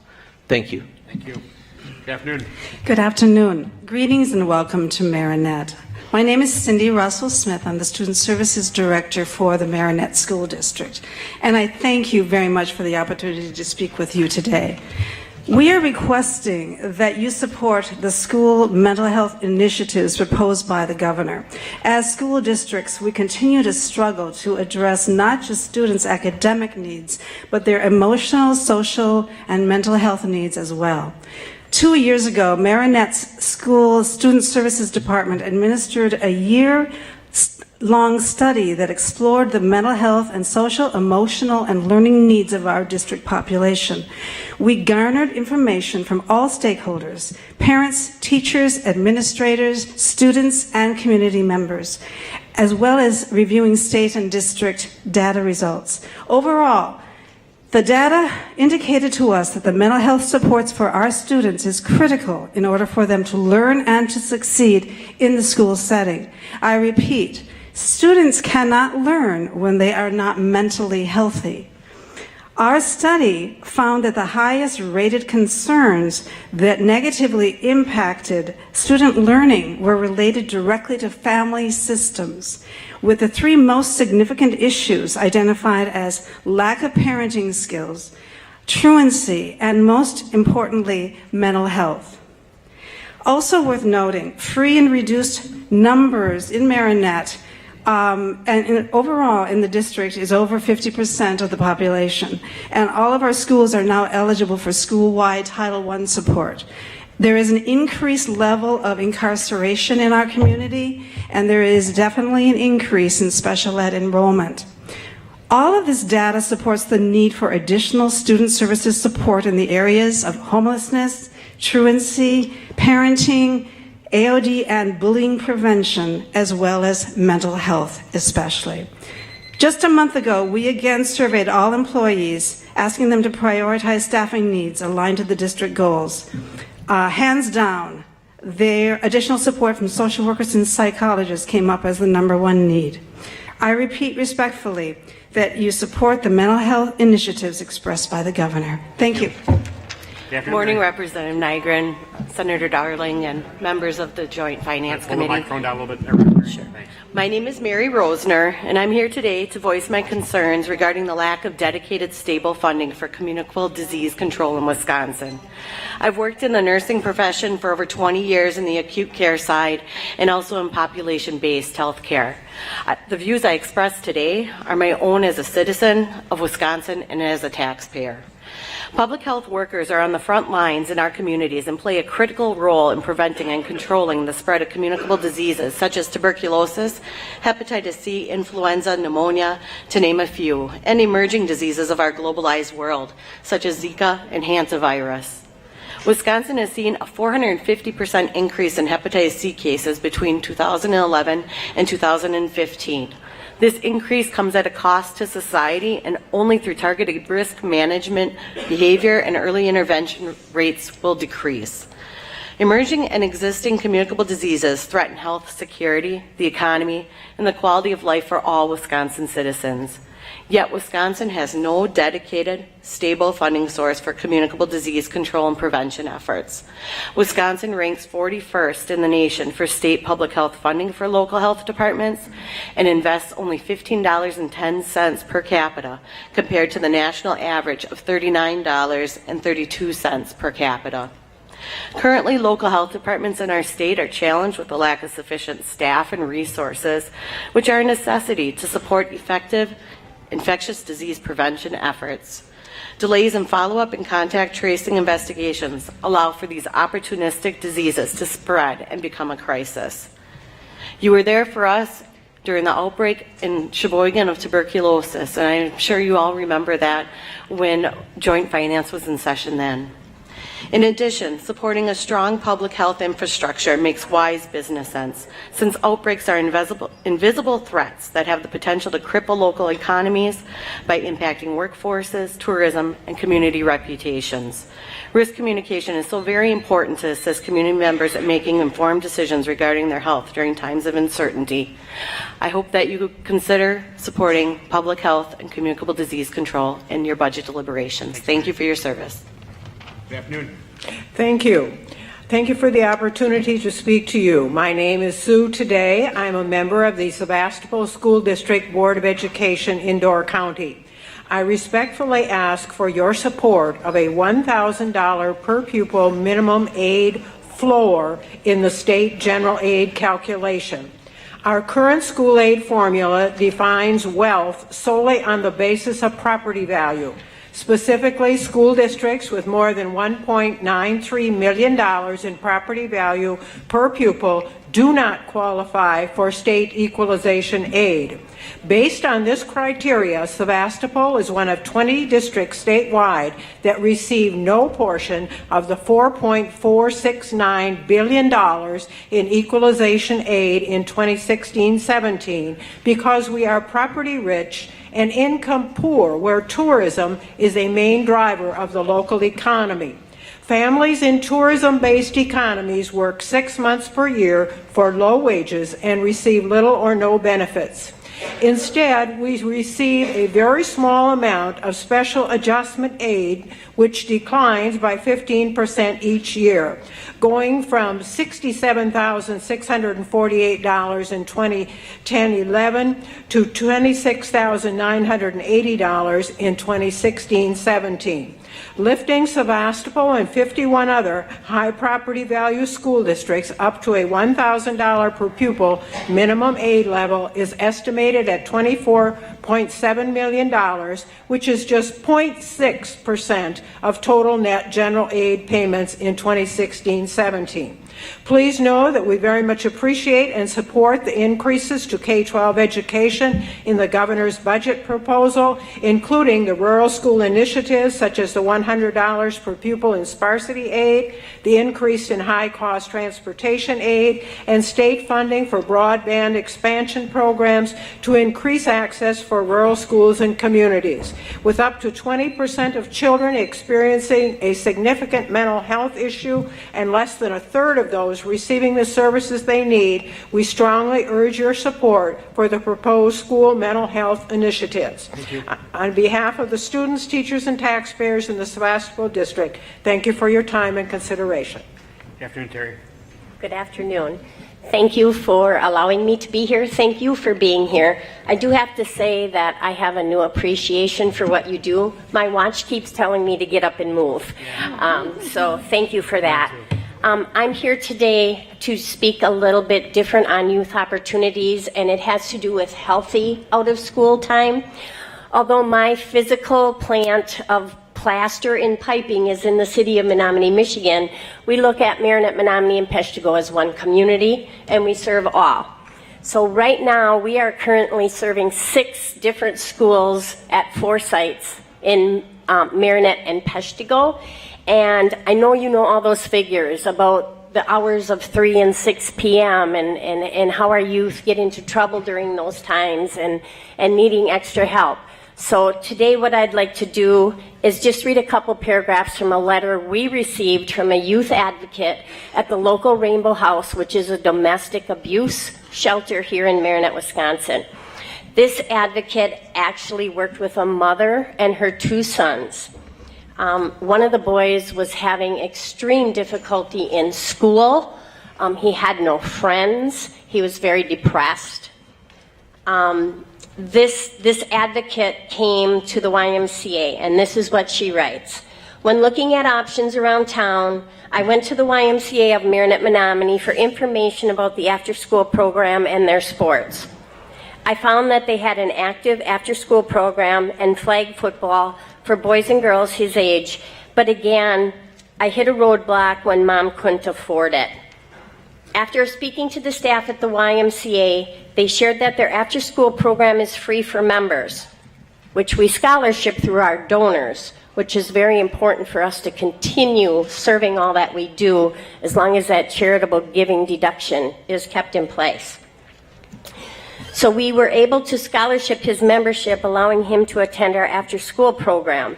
The difference in our program and other programs that he attended after school was because we are active, we're teaching healthy eating, we are giving them physical activity and homework help. This boy could not just sit. So please continue to fund these opportunities for our youth, continue to give and welcome people who have funds that can give charitably. Thank you for your time. Gary. Good afternoon. Good afternoon. I'm Kathy Thompson. I'm from Appleton. I'm a cancer survivor thanks to the Wisconsin Women's Wellness Program. There have been years during my 4 decades of community organizing when I have not had health insurance, but I made sure that I had an annual mammogram after my mother and her sister both died of breast cancer when I was in my 20s. My younger sister had a mastectomy when she was 51. So when I was 64 and cancer cells were found in my right breast, I knew who to call. As a result of that call, Wisconsin Women's Wellness submitted a Medicaid application for me, and with health care costs taken care of and a life-saving mastectomy, I've been able to get back to my life as a mom, a grandma, a business owner, a community activist, and now an Outagamie County Board Supervisor. If you honor the golden rule, do unto others as you would have them do unto you, and in Jesus' second commandment, love thy neighbor as thyself, you will not drug test Medicaid recipients. Not only would that be a waste of time and money, I think, but also a mean-spirited thing to do, to force on people who struggle every day just to survive. If you would close the ineffective, or what I would judge might be ineffective tax break for manufacturers loophole and the tax income for investment loophole in the budget, you could have close to $900 million to invest in the educational programs that you've heard about today that are hurting, and also to help get the people who still remain in Wisconsin without any health care insurance insured. I think the combination of those two would go a long way towards helping Wisconsin recover from the recession. The Brookings Institute did an analysis nationwide, but in the state of Wisconsin, between 2008 and 2015, 18 counties saw 75% to 149% increase in people living below the poverty level. We have not recovered. So we really need anti-poverty measures, not tax breaks. Thank you. Good afternoon. Good afternoon. Thank you for listening to my concerns today and for caring about the children in our communities who attend the highest poverty schools. My name is Jill Lavarda, and I'm from Green Bay, representing the Greater Green Bay YMCA, to express the continued need to fund high-quality after-school programs, especially with potential funding changes at the federal level. The YMCA provides oversight for 5 21st Century Community Learning Center grant-funded programs serving 450 students a night in Green Bay. This is my 12th year in my role with grant-funded after-school programming. With changes to the types of students in the district, as you heard earlier this morning, increased academic standards, increased social-emotional needs of students, and the increased demands of the school day staff, the need for quality after-school programming has significantly increased, while funding has not. Our after-school staff provides life skills, college and career readiness, literacy and math support, enrichment, meals, service learning, and large family support for students in grades K to 5. The families with whom we work are often the families that are struggling the most. We seek out to serve the students in crisis or with high academic or behavioral needs. Without a safe, supportive place like after-school programs for their children to improve academic skills and have enrichment opportunities, the students, families, schools, and the communities would notice a difference. And after school, we have the privilege to provide additional opportunities that the school day often does not have the ability to offer the students. For example, we recently offered a service learning club. As a result, 34th and 5th grade students provided meals and clothing for 30 identified families in our highest risk school. Throughout this process, the student leaders were reminded the importance of their service, how community members were depending on them, and how important it was to give back to their community. In the debriefing after this service learning project, the students shared that they had never felt this important before, that they had always been recipients and not givers, and that prior to this, they did not always feel valued. Through programs such as this, after school can really make a difference in the self-esteem of our kids and show students their potential. Thank you. Thank you. Hello. Good afternoon. My name is Jill Mitchler, and I lead the Appleton chapter of the Bipartisan Citizens Climate Lobby. Tomorrow is Earth Day. I was a 4th grader on the first Earth Day. I didn't know anything about the DNR then, but I remember the optimism and the pride that I felt knowing that people were taking care of the earth. But now, budget cuts in the DNR are changing things. They're opening the door for profit-driven corporate actions that seem way too risky.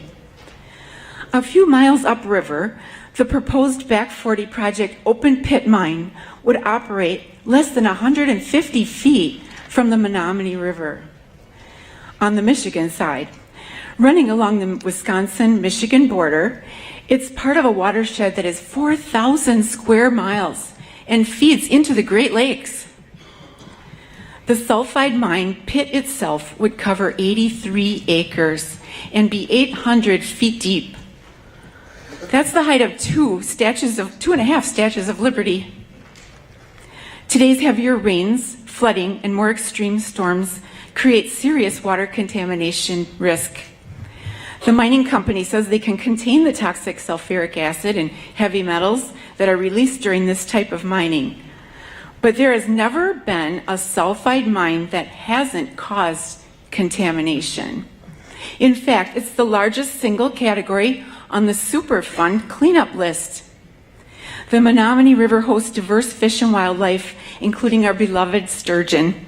The land we're talking about also hosts sacred cultural resources of the Menominee Indian tribe of Wisconsin.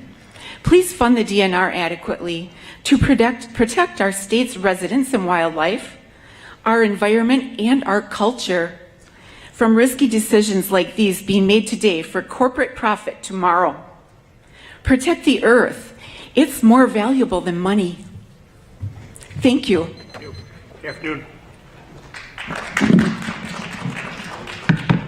Once again, the rules of the committee are no show of support or disapproval of any comment, so please follow those rules. Thank you.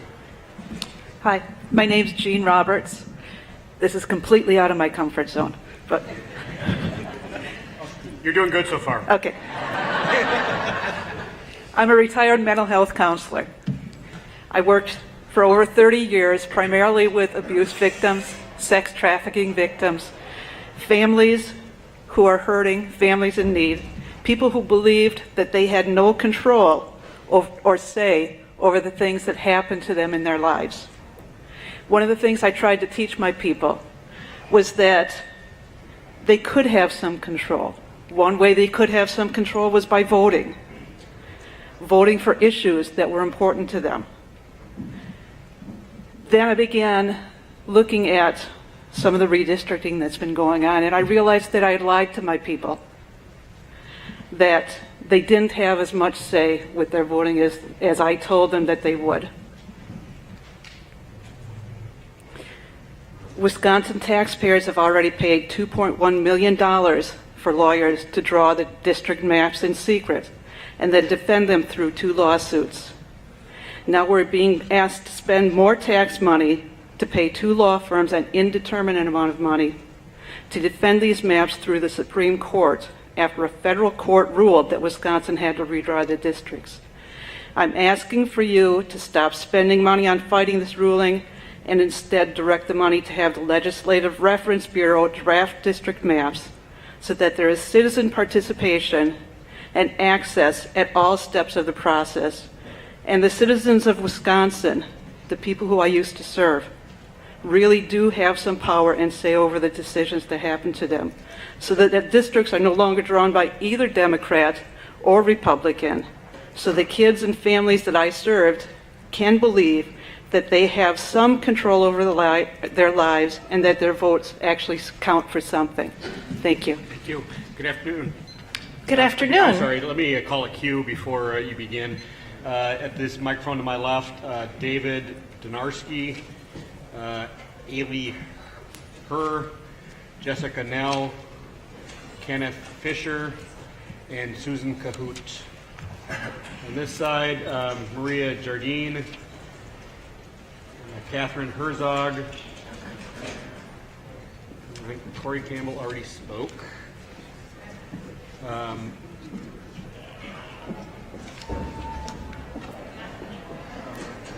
Barb Michaels, maybe, from De Pere. Maria Lowe, and Catherine Carley. I'm sorry, go. All right. Good afternoon. My name is Irene Strobin. I live in the village of Harrison near Appleton.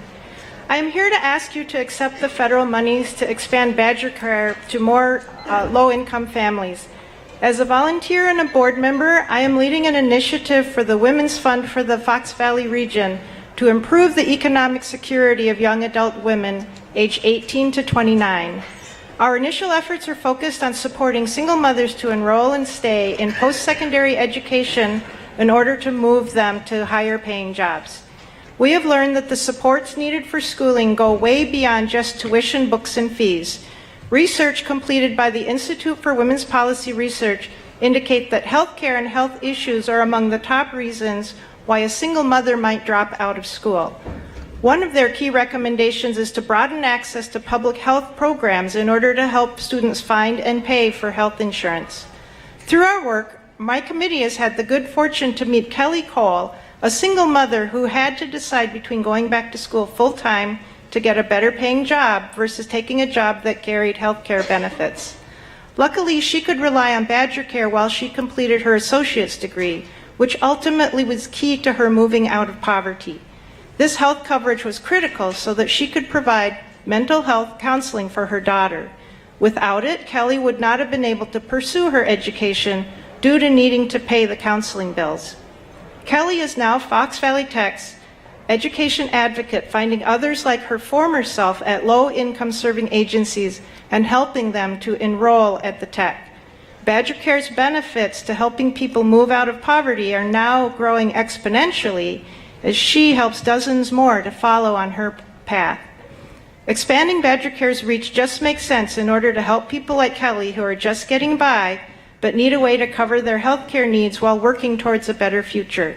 Our Women's Fund initiative will be addressing emotional readiness issues to help these women return to school, but we can't address the health care needs.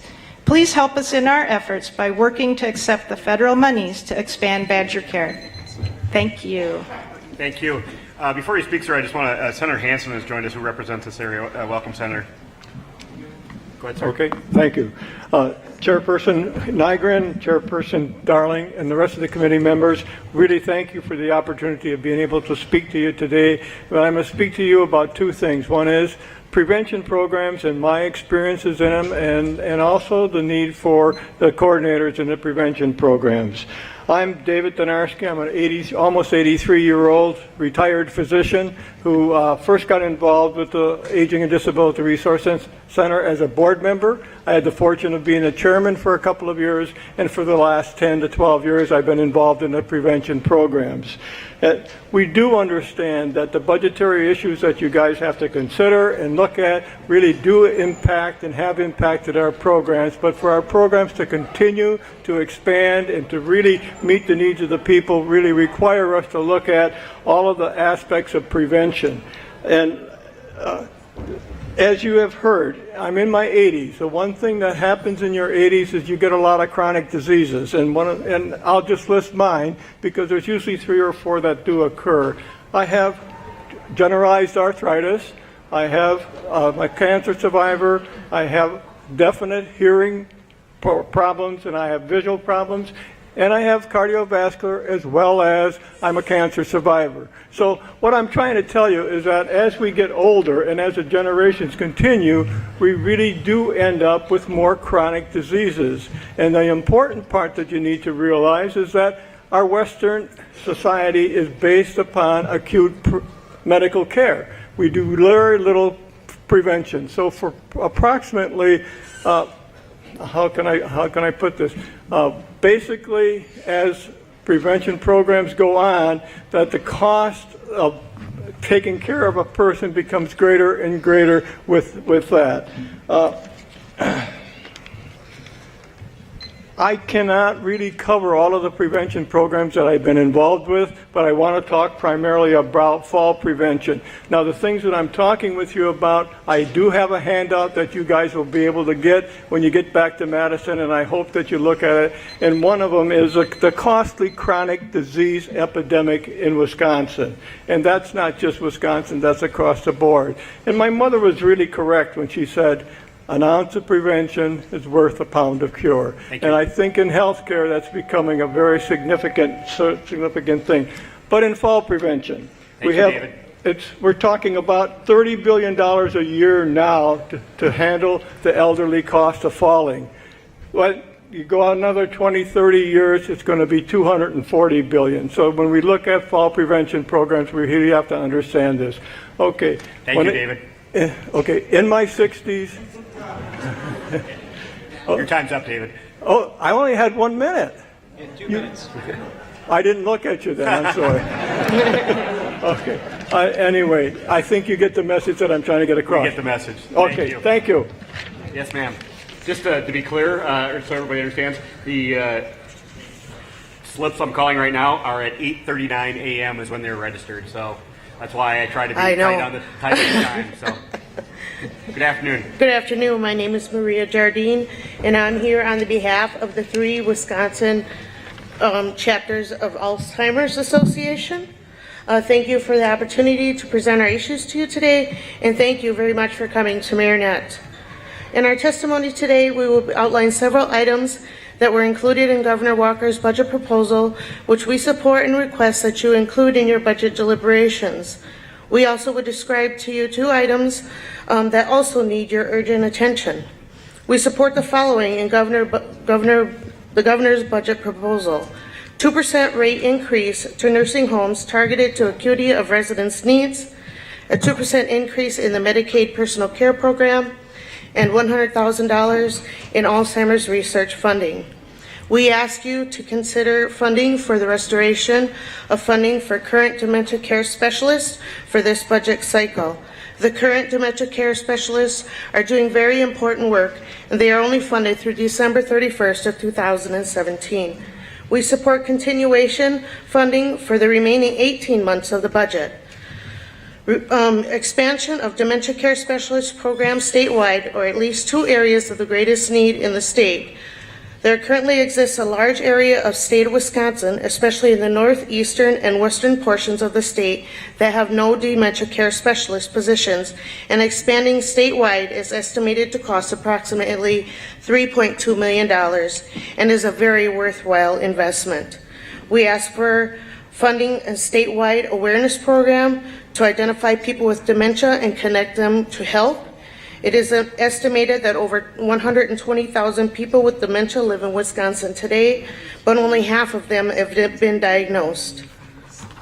It is estimated that $500,000 in awareness campaign done in conjunction with the Alzheimer's Association and professional marketing partner would leverage at least $1 million in pro bono advertising.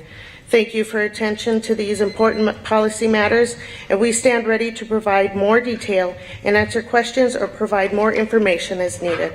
Thank you. Thank you, Joint Finance, for the time for me to speak and for you to listen as well. My name is Ailey Her. I represent 18 health centers in Wisconsin, community health centers, and we serve 300,000 Wisconsin citizens. 2 out of 3 of those patients are patients of Medicaid benefits. So therefore, we encourage a strong Medicaid program in the state of Wisconsin.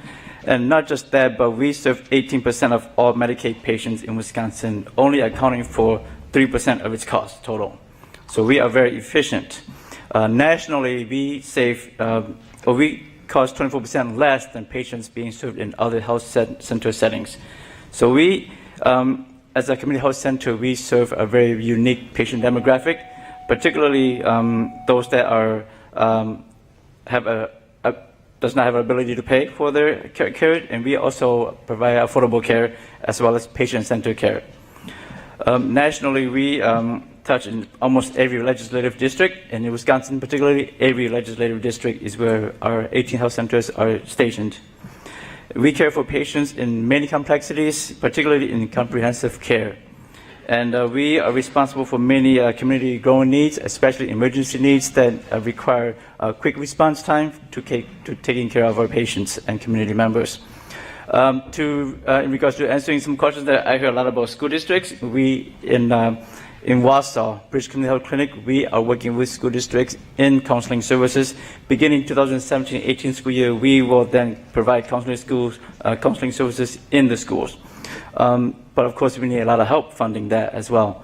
So Bridge Clinic alone, we serve 7,000 patients, 7,500 exactly, and then 21,000 annual visits. And that's just that small community. Overall, again, 300,000 that's being served in Wisconsin.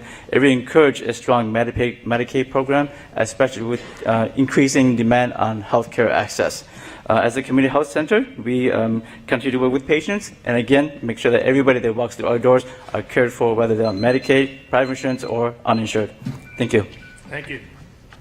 Welcome. Good afternoon, Joint Finance Committee and other legislators present here today. My name is Barb Michaels, a resident of Brown County and Prevention Coordinator at the ADRC of Brown County. I've taken vacation today to share my thoughts about the importance of including the dementia care specialist positions that I'll refer to as DCS and the healthy aging grants in the Wisconsin biennial budget. First, as a daughter who provided more than 10 years of care to my mother who had Alzheimer's, this was at a time when the DCS position did not exist. It meant we didn't have access to resources that DCL help establish now in communities, such as dementia-friendly businesses and stores, nor were there memory cafes, which is a dementia-friendly environment in another existing business used for socialization and activities for folks with dementia and their caregivers. Nor was there a dementia care specialist to access for connection to supports, education on the disease progression and treatments. I urge you to include the DCS positions in your budget, a critical resource to delaying the need for expensive long-term care and helping families through the dementia process. Second, as a registered nurse, I've seen in hospitals, clinics, and nursing homes the high medical costs paid largely by Medicare and Medicaid to address falls and out-of-control diabetes. I hear weekly from frail older adults the impact of how community-based prevention programs help them with the day-to-day living to stay independent, reduce falls, and the negative impacts of diabetes. These programs are delivered by volunteers, but are supported with dollars through the Healthy Aging grants. Here is an example from a participant of its impact on her. I quote, "I learned falls can be prevented during the 7-week workshop, that I can regain my balance at 78 years old, and that I can change my home environment to eliminate a fall. I'm telling everyone I know to take the class. It should be required when we turn 65. It gives me hope that I can keep going and stay active." This quote is similar to hundreds we receive about the positive impact of prevention programs supported through the Healthy Aging grants and stretched through hundreds of volunteers who help us across the state. I urge you to support the DCS position and the Healthy Aging grants in your budget. Thank you. Thank you. Good afternoon. Good afternoon. Thank you for your time today. My name is Ken Fisher, and I'm a Door County Board Supervisor. I'm also the chair of the Door County Land Conservation Committee, which provides oversight for our Soil and Water Conservation Department. The proposed budget once again reduces funds for county conservation staff, the boots on the ground who help farmers and other landowners. Funding falls to about $8 million per year, down from a long-term average of $9.3 million. We request you restore local staff funding to the $9.3 million annually in the Department of Agricultural Trade and Consumer Protection's budget. This funding is available in the dedicated environmental fund. Wisconsin County Conservation staff work with landowners to protect and enhance our farmland, shorelines, and drinking water in many ways.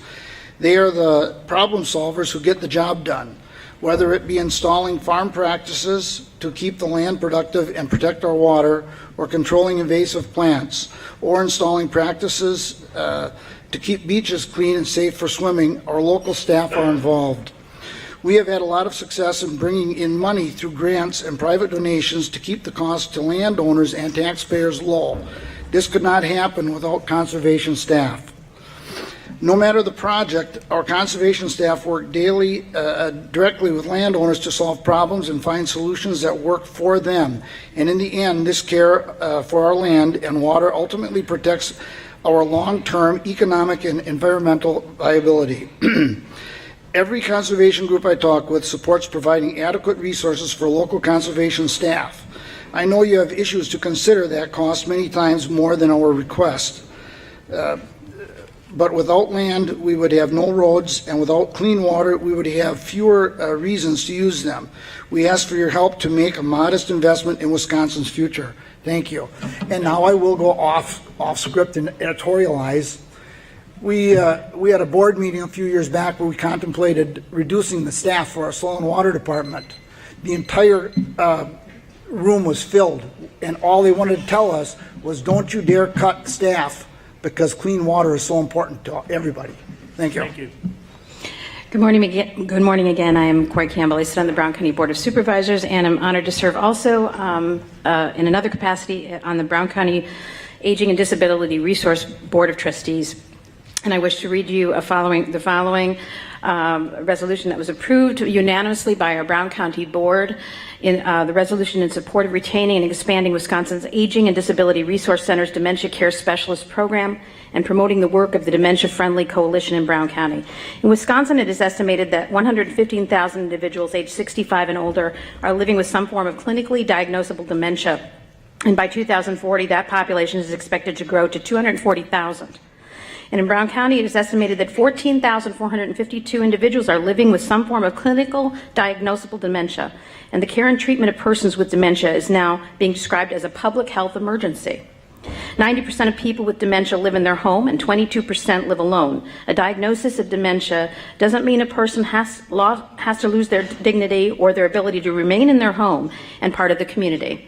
And Brown County has made a significant commitment to persons with dementia through the critical work of the Aging and Disability Resource Center's Dementia Care Specialist, DCS position, and through the work of the Dementia Friendly Coalition, which includes the Purple Angel Program for Business Training, Down Syndrome and Dementia Committee, and Memory Cafes. The DCS and Dementia Friendly Coalition strive to improve the quality of life for all those affected, including people suffering from memory loss and their caregivers, very critical, while maintaining them in the community. Each day that an individual remains in the community and outside of an expensive publicly funded institutional care facility saves the taxpayers an estimated $161 per day, or $58,925 annually, making the DCS program a wise and sound investment of public dollars. Common sense. ADRC of Brown County has experienced a steady growth in contacts of customers, caregivers, and professionals. We had 38,579 contacts in 2016. The governor's proposed budget, unfortunately, has eliminated funding for the DCS positions in 2017 to 2019, removing expertise and coalition support from our community. Be it resolved by the Brown County Board of Supervisors in unanimous approval, we respectfully request that these critical programs and services be consistently available in Brown County and around the state of Wisconsin by having the state add dementia care specialist funding to ADRC base locations in the next proposed 2017-2019 biennial state budget. Thank you. Could I get your name for the record again? Corey Campbell. Thank you. Mm-hmm. Good afternoon. Thank you for your time. My name is Susan Cohout, and I am a Door County Board Supervisor and Chair of the Door County Legislative Committee. Wisconsin's 80-year history of voluntarily working with farmers and other landowners to conserve soil and protect water quality appears in jeopardy. State aid from the Department of Agriculture, Trade, and Consumer Protection for county staff has been declining for the past decade to the current low point of about $8 million annually proposed in the current state budget. This is about $1.3 million lower than pre-recession levels for staffing. Without your help, resource protection will suffer. We urge you to return to the long-term average base stat cap budget of $9.3 million per year in state aid for local staff. Restoration of funding to pre-recession levels will benefit Wisconsin's rural and urban communities. County staff partner with farms of all sizes and other landowners to help them meet their goals, protect our drinking water, and protect our lakes and shorelines and from new threats. Local county staff are the frontline defense that helps preserve Wisconsin's natural resources and quality of life. The Wisconsin Counties Association, the Wisconsin Farm Bureau Federation, the Wisconsin Farmers Union, and the DATCAP Board all support providing adequate resources for local conservation staff. We ask that you restore the $1.3 million in annual funding for state aid to county conservation staff, and likewise that you oppose any efforts that make it more difficult for our conservationists to help Wisconsin farmers and other landowners. Thank you. Thank you. And before we go on to the next one, I'm going to queue up some more for the right microphone, our left. Larry Epstein, Greg Clearman, Steve Siebold, Justin, and Greg Lozier. All right, go ahead. Thank you. Thank you. Good afternoon. My name is Maria Lowe. I want to have everybody stand up and stretch after this long day, so I thank you for your time and attention. Again, my name is Maria Lowe. I am a nursing home administrator with the Rennis Group in the state of Wisconsin. I have worked in the long-term and post-acute care industry for over 30 years, starting as a CNA a long time ago. And I have incredible pride in service to the elderly in the state of Wisconsin. I know we do a lot of fabulous things in long-term and post-acute care. In fact, at the small facility that I operate in Weston, we had almost 300 people that we assisted after a stroke, surgery or acute illness, recuperate, recover, and return to the community.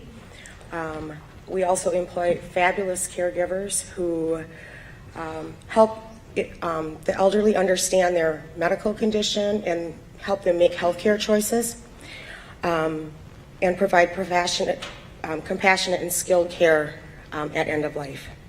I'm here today. One, I would like to thank the governor for including and recognizing the importance of our industry to the state of Wisconsin by including a 2% annual increase in Medicaid rates. However, we have a lot of work to do. As you've heard from other people today, our industry faces a labor shortage, as do many industries in the state of Wisconsin.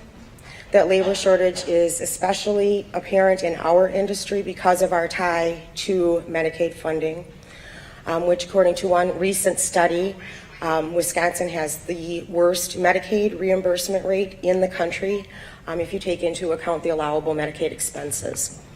So we do not have the advantage of a free market to be able to increase our rates to improve our caregiving.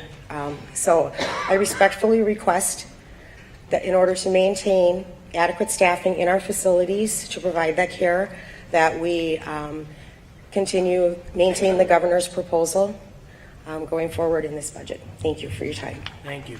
And before we go on to the next one, I'll queue up for our right, your left microphone. Fanny, Lau, Bradley, Dennis Rader, Alan Bry, and Chrissy. Sorry. Okay, go ahead. Thank you. Welcome. Thank you. Good afternoon. I am Dr. Catherine Herzog, the Youth and Education Director at YMCA of the Fox Cities. I am not here today to ask for funding. I am not here today to provide statistics for you. I am simply here to remind you of the importance of after-school programming in our communities. We at the Y and at the Boys and Girls Club are able to provide programming, activities, homework help, tutors for children every day. I have the privilege of seeing children each day work with their teachers after school, learning STEM activities, learning social skills, and partaking in physical activities. We see children doing better on their test scores. We see them learning skills and enjoying their friends. We hear stories every day, like the story of Gino, who came to school as a problem child. His teachers told us good luck after school. We have worked with him, we've spoken with him, and he has gone from being a non-reader to being one of the leaders and helping others learn how to read. We see the differences we're making every day and the opportunities that after school provides for children and families. We offer safe, secure, and a learning environment for these children. Thank you for remembering the after-school programs and the importance that the Y has made in each of your lives and the lives of those kids. Thank you. Thank you. Hi, good afternoon. My name is Catherine Carley. I'm the parent of a student in a Green Bay public school, and I'm also a member of a group called Green Bay Advocates for Public Education. Now, 2 years ago, the JFC held similar hearings like this across the state, and the majority of people at that time told you they wanted a significant increase in public education funding.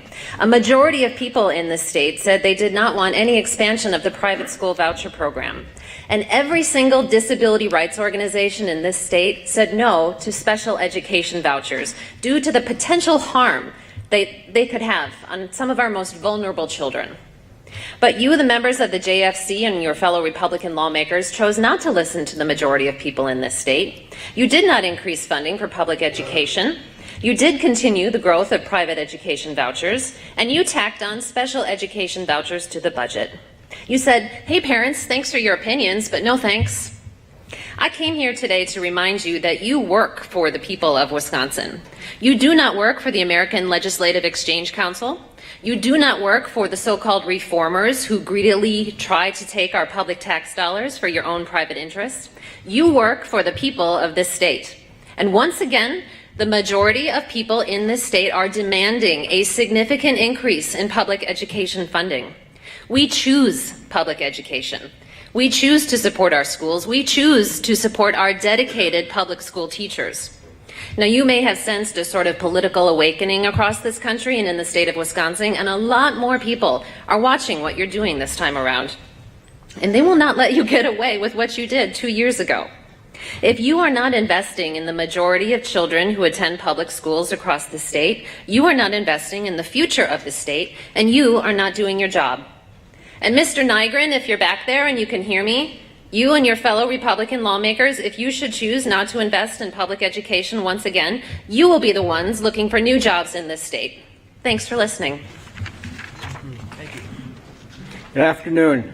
My name is Larry Epstein, and I am currently the chairperson of the Board of Directors for the Brown County ADRC, the Aging and Disability Resource Center. I'm here to ask the legislators to restore the funding into the state budget for the dementia care specialists and the funding for the healthy aging grants for the prevention programs run by the Wisconsin Institute for Healthy Aging. These are evidence-based programs that support our communities. From my experience as a volunteer leader in those programs, I have learned that diabetes is a precursor for dementia and early onset of dementia, and making control of diabetes is a very important thing to prevent the negative effects later in life. Evidence-based prevention programs complement what the medical providers tell their patients to do. Our programs help the patients learn how to do the things they are told to do. Recently, I had a past participant come up to me and said, "Thanks for leading the workshops on diabetes. I lost 70 pounds. I no longer have to use my medications, and I'm having a very good life. I never felt better." When we begin our workshops, one of the things we say to our participants is that each person has a choice. You can do nothing, and you may likely get health problems linked to your chronic disease. Or you can be an active manager and be as healthy as you can. These are the results we want to see. I pose a similar statement to you. You can do nothing to support these programs, and many of those that we can't reach may have chronic disease complications. Or you can support the prevention programs that are less costly now than the increased medical costs later in their life from their chronic disease. Thank you. Thank you. Good afternoon. Good afternoon. My name is Chrissy Kamhala, and I'm a middle school special education teacher in the Ashwaubenon School District for the past 18 years. What's unique about my testimony today is that my support of public education doesn't stop in the classroom. I support public education from the boardroom as well. I am the third generation in my family to serve on the Oconto Unified School District Board of Education. I have been honored to serve with the district for the last 4 years, last 3 being president. Sitting on both sides of the table, I can see full circle the effects that decreased funding has had on public education. For the past 6 years, I've personally witnessed increased class sizes and an influx of students who need tremendous amounts of support, yet resources continue to decrease. Public schools are the cornerstone in our communities where highly qualified educators can level the playing field and prepare all our students for the future. For the over 3,000 students and over 230 teachers in the Ashwaubenon School District, I'm here to urge you to fund a budget that provides the necessary investments for a quality public education. As a board member in Oconto, I see the difficulties our small district faces each year trying to balance the budget. Since 2010, 2011, Oconto has had to spend down the district's balance by $1.4 million. This decrease in funding has created a tremendous difficulty for us to attract and retain quality educators, as well as maintain new and innovative programming that will prepare our students for the next stage of their lives. We've cut our budget to the bone. The governor's proposed increase to per pupil categorical aid over the next few years will be essential in providing our district the financial support we need. Without any excess revenue, even with the proposed increase, similar to many of our neighboring districts, we will still need to consider an operational referendum to support our staffing and programming. Both the districts that I am proud to be a part of believe in hard work, investing in our children, and that Wisconsin can be strong again by fully funding public education. Thank you. Thank you. Hello, my name is Greg Claremont. I'm the Marinette County Conservationist. I'm joined this afternoon by Ted Sovey. He's the chair of our Land Information Committee. Like the folks from Door County who testified a few minutes ago, we're here to ask you to restore the local staff support and DATCAP's budget to the long-term average of $9.3 million annually for local conservation staff. This is money that's available in the dedicated environmental fund. Across Wisconsin, departments like ours respond to opportunities and react to the latest environmental threats. When people ask us for help, we say yes. Marinette County's conservation programs largely exist because people need us. We are often their only option. State funding of county staff is a tremendous bargain for taxpayers. When Marinette County farmers ask for help, we respond, designing and obtaining cost sharing for manure storages, barnyards, and other agricultural practices that not just protect water quality but improve the efficiency of their operation. Our collaborations have ended winter spreading manure on more than 45,000 cropland acres in the county. These projects protect human health and boost the local economy. Contractors, manure haulers, agronomists, and farm workers have all benefited from our work. Since 2008, we've sponsored 4 DNR rapid response grants to eradicate invasive species like hydrilla before they could spread. State rules require a local sponsor, and without us, these noxious plants would still be flourishing and potentially harming local lakes. Twice we've helped the DNR use federal funds to battle invasive Phragmites along Green Bay. In all, we have completed 21 projects aimed at controlling or eradicating invasive species. Because of regular requests for programs by teachers and others, we created our Teaching Outdoor Awareness and Discovery, or TOAD program. One set of TOAD equipment serving every county school district is the best use of limited resources. Since 2001, more than 68,000 people have attended more than 2,000 of our TOAD programs. Counties need full DATCAP staff funding. It's impossible to take advantage of grant opportunities or respond to the latest environmental threats without these resources and without the permanent staff. Please make a modest investment, in Wisconsin's future. Thank you. Thank you. Good afternoon. I'm Dennis Rader. I'm a resident of Brown County. I am a retired school attorney, and therefore I have no need to be politically correct, and I will not be.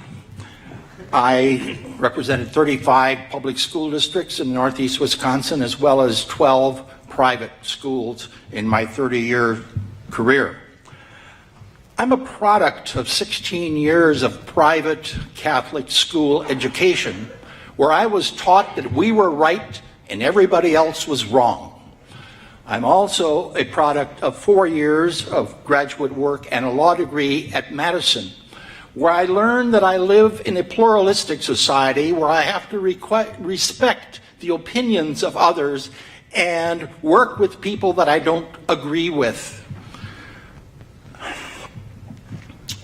We don't have enough money for one school system, much less for 2. This is not an educational issue. You know that. This is a political issue. Another skunk in the woodpile is the matter of restricting the referendum. There are 2 bills that Republican legislators have proposed to restrict the referenda, and time, numbers, and then a penalty if you win a referendum. Public schools have been deprived of $1 billion in the last 6 years, and now you want to restrict our ability to raise the money by ourselves. That's hypocrisy. I just have enough time. Also, I don't want an end-run amendment at the last minute, like last 2 years, to destroy our open meeting law. That happened as an amendment to the budget bill at midnight. So, public education, local control, and open meetings. Let democracy work. Let us decide what's good for our kids, And please keep your hands out of my pocket to fund private schools. Thank you. Thank you. Thank you, committee members, for my opportunity to share with you some thoughts on the Medicaid funding program. My name is Steve Siebold. I serve as the Executive Director of HAMI Inc. of Wisconsin. We're a not-for-profit church-affiliated provider of health care, housing, and rehabilitation services on 2 campuses, one located in Wittenberg and Wausau. We serve over 250 seniors on our campuses, provide well over 200 jobs for Wisconsin citizens. My comments today will be directed to the funding mechanism known as Medicaid that is used by the state of Wisconsin to pay the cost of care for seniors who do not have the resources to pay for their costs privately. In my 37 years of healthcare experience, I've seen the state's Medicaid funding mechanisms go from paying the basic cost of needed care to expecting providers to subsidize the cost of care. This system fails to recognize the state's commitment made to our seniors and chooses to blame other governmental entities for funding shortfalls rather than facing up to the costs associated with providing good quality care. The current medical assistance program under-reimburses providers of skilled nursing services an average of $58.46 per day for every nursing home resident served. I would submit that Wisconsin's current policy of expecting private businesses, for-profit or not-for-profit, to pay a portion of the cost of providing for care and services of Wisconsin's elderly cannot continue. The proposal currently in the budget submitted by the governor recommends a 2.0% increase to skilled nursing providers. While generous compared to many other programs, it barely dents the medical assistance shortfall. In the case of HAMI, our skilled nursing facility losses are even higher due to the fact that the facility is being classified as being in a rural labor region. Such a designation penalizes provider in more rural areas. For every $1 of medical assistance reimbursement received by other facilities, rural providers receive 96 cents. This, coupled with the overall loss per day, creates a crippling financial system for providers. On this, thank you. Thank you. Good afternoon. My name is Christina Davis. I'm speaking with Fannie Lau and Harkata, so we will share our 5 minutes if that's all right. That's fine.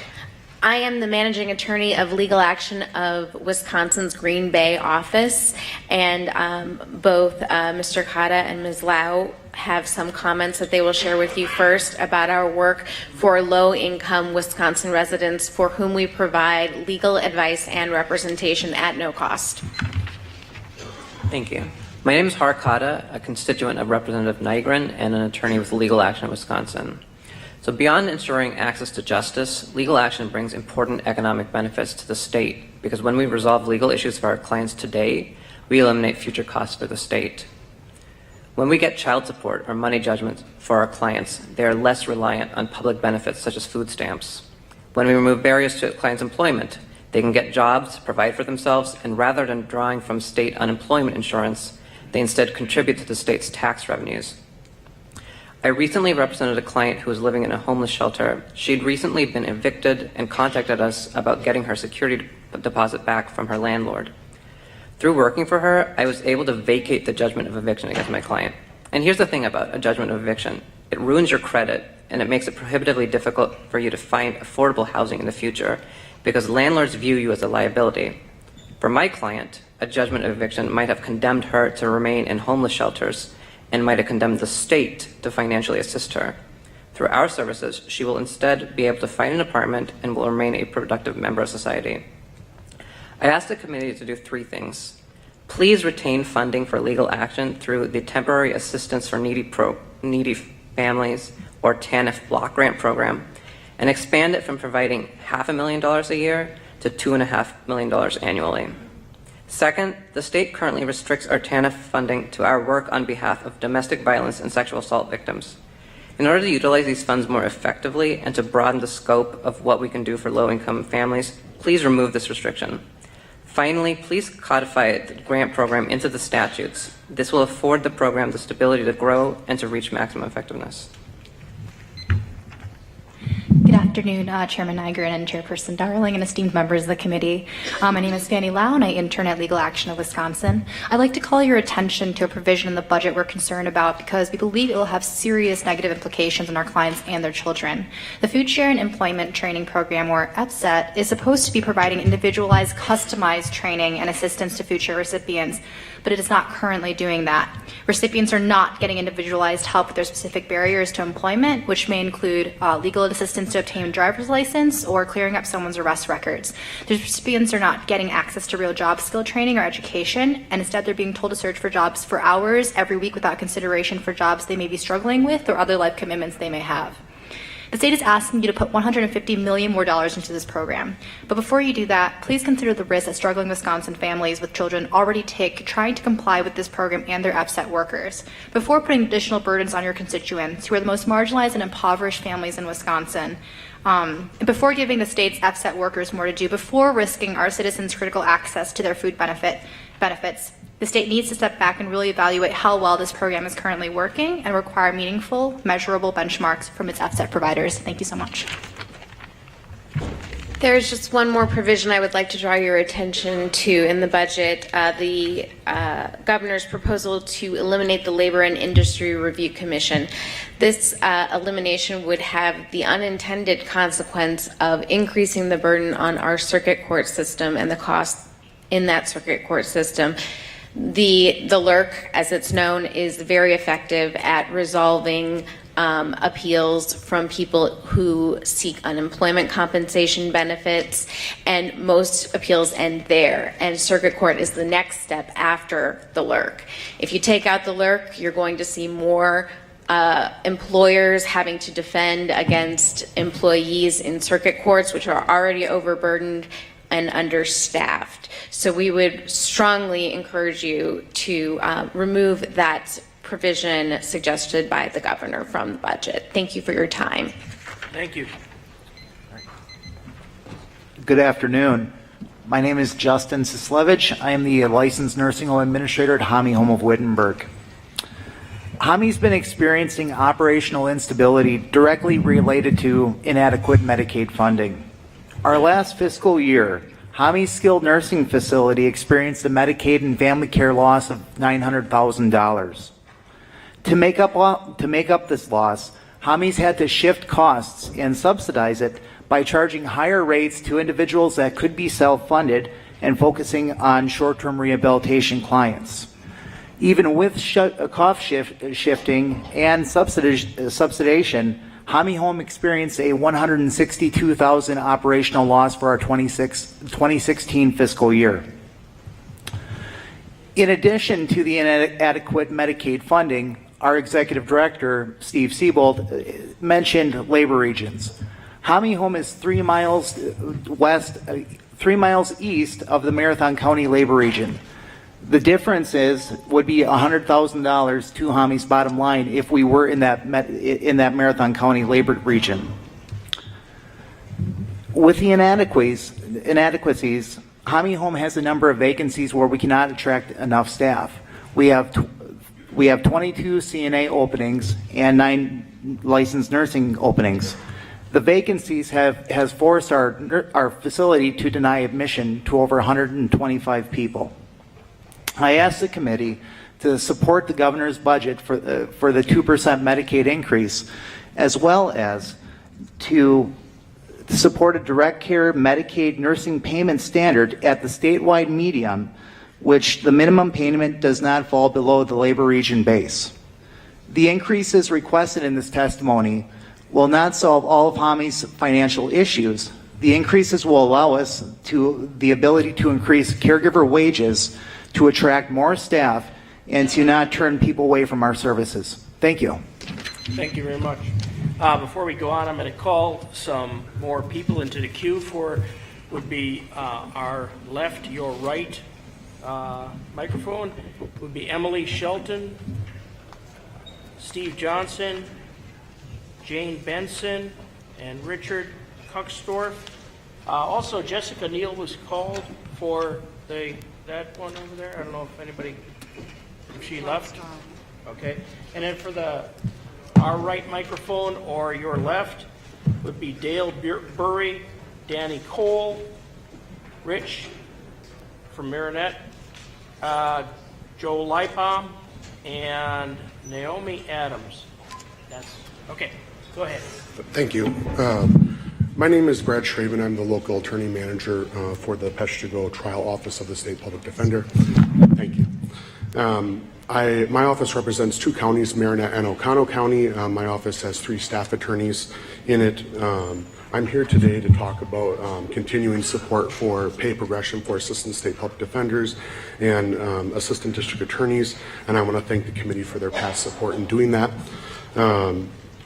As this is the final hearing, we wanted to leave the committee with a positive note about the value of retaining experienced attorneys.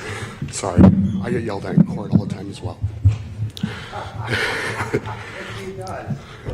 Aside from handling hundreds of individual cases for for our clients, we also provide many services in addition to the cases we handle within the criminal justice system. In particular, one of those services that I provide to Marinette County is sitting on the Marinette County Treatment Drug Court. As part of that, I wanted to thank Representative Nygren for his continued support and hands-on work in helping Marinette County secure that TAD grant. I serve as a member of the Oconto County Criminal Justice Coordinating Committee, which I also chair. I'm the president of the Marinette Bar Association. I'm also on the board of directors for Wisconsin Judicare and serve on the Marinette County Criminal Justice Coordinating Committee. I'm the father of 2 children. I live in Oconto County, and I hope to continue to reside there for many years in the future. I'm able to do a lot of these additional services because of the experience that I've obtained from long-term work at the Public Defender's Office, and we're hoping with equitable support for pay progression that our staff attorneys continue to provide these services in the future. Thank you. Thank you. I'm Greg Laser, Administrator of Iola Living Assistance, a 50-bed skilled nursing facility located in Waupaca County. Thank you for the opportunity to share my concerns with the members of the Joint Finance Committee. I share my concerns on behalf of the frail elderly at Iola Living Assistance who, unlike all of us here, are not able to physically attend. Wisconsin Medicaid reimbursement system for nursing facilities deemed the worst in the nation. The average facility in Wisconsin lost for 2014-15 is $55.89 per Medicaid resident per day. All of Wisconsin facilities lost about $332 million. In the past 10 years, over 40 skilled nursing facilities have closed. This January, Lakeview Manor in Waupaca County closed.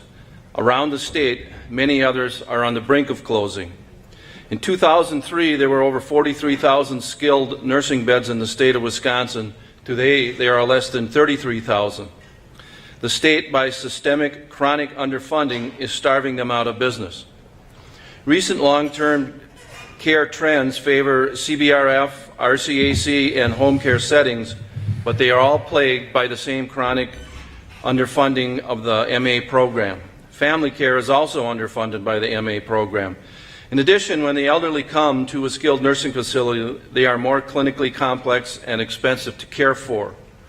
Iola Living Assistance lost $65 per resident per day in 2016, more than $2 million in the last 4 years caring for residents on the medical assistance program. All skilled nursing facilities in Wisconsin are under the same state and federal regulation. Iola Living Assistance has a Veterans Administration contract.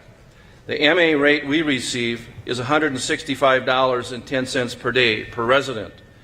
The Wisconsin Veterans Home at King is paid $254.31 per day per resident to care for that same veteran, a difference of $89.21. The skilled nursing industry in Wisconsin is currently in severe crisis and immediate attention is needed. Thank you. Thank you. Welcome. Good afternoon. I'm Alan Bry, Marinette County District Attorney.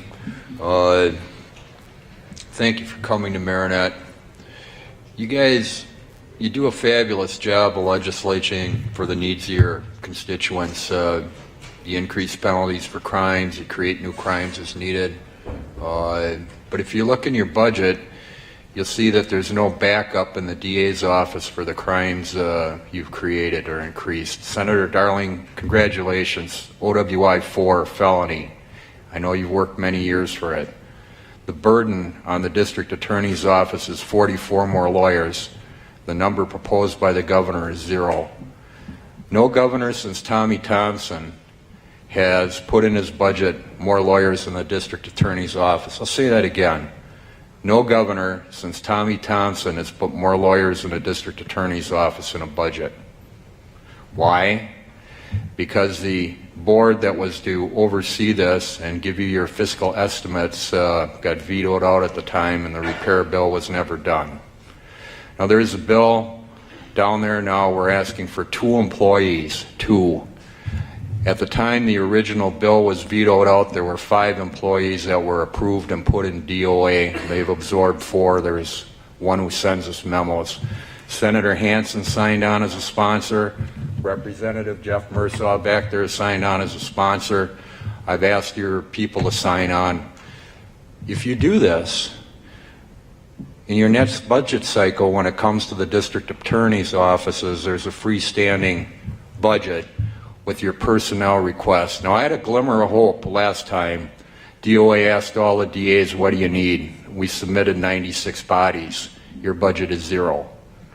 If you're a crime victim here in Marinette County and your case isn't immediately done, you wait 2 years for service, 2 years. They don't understand how they can be treated so poorly. Doesn't make any sense to them. Doesn't make any sense to me. But you've got an opportunity to fix this, and I'd urge that you do so. Thank you.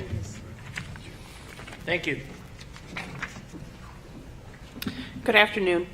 My name is Emily Skinner Shelton, and I am here from Rock County. My family opened a CBRF when I was 9 years old, and we have since expanded to a 9-bed RCAC and 4 independent living duplexes that I am now the administrator of.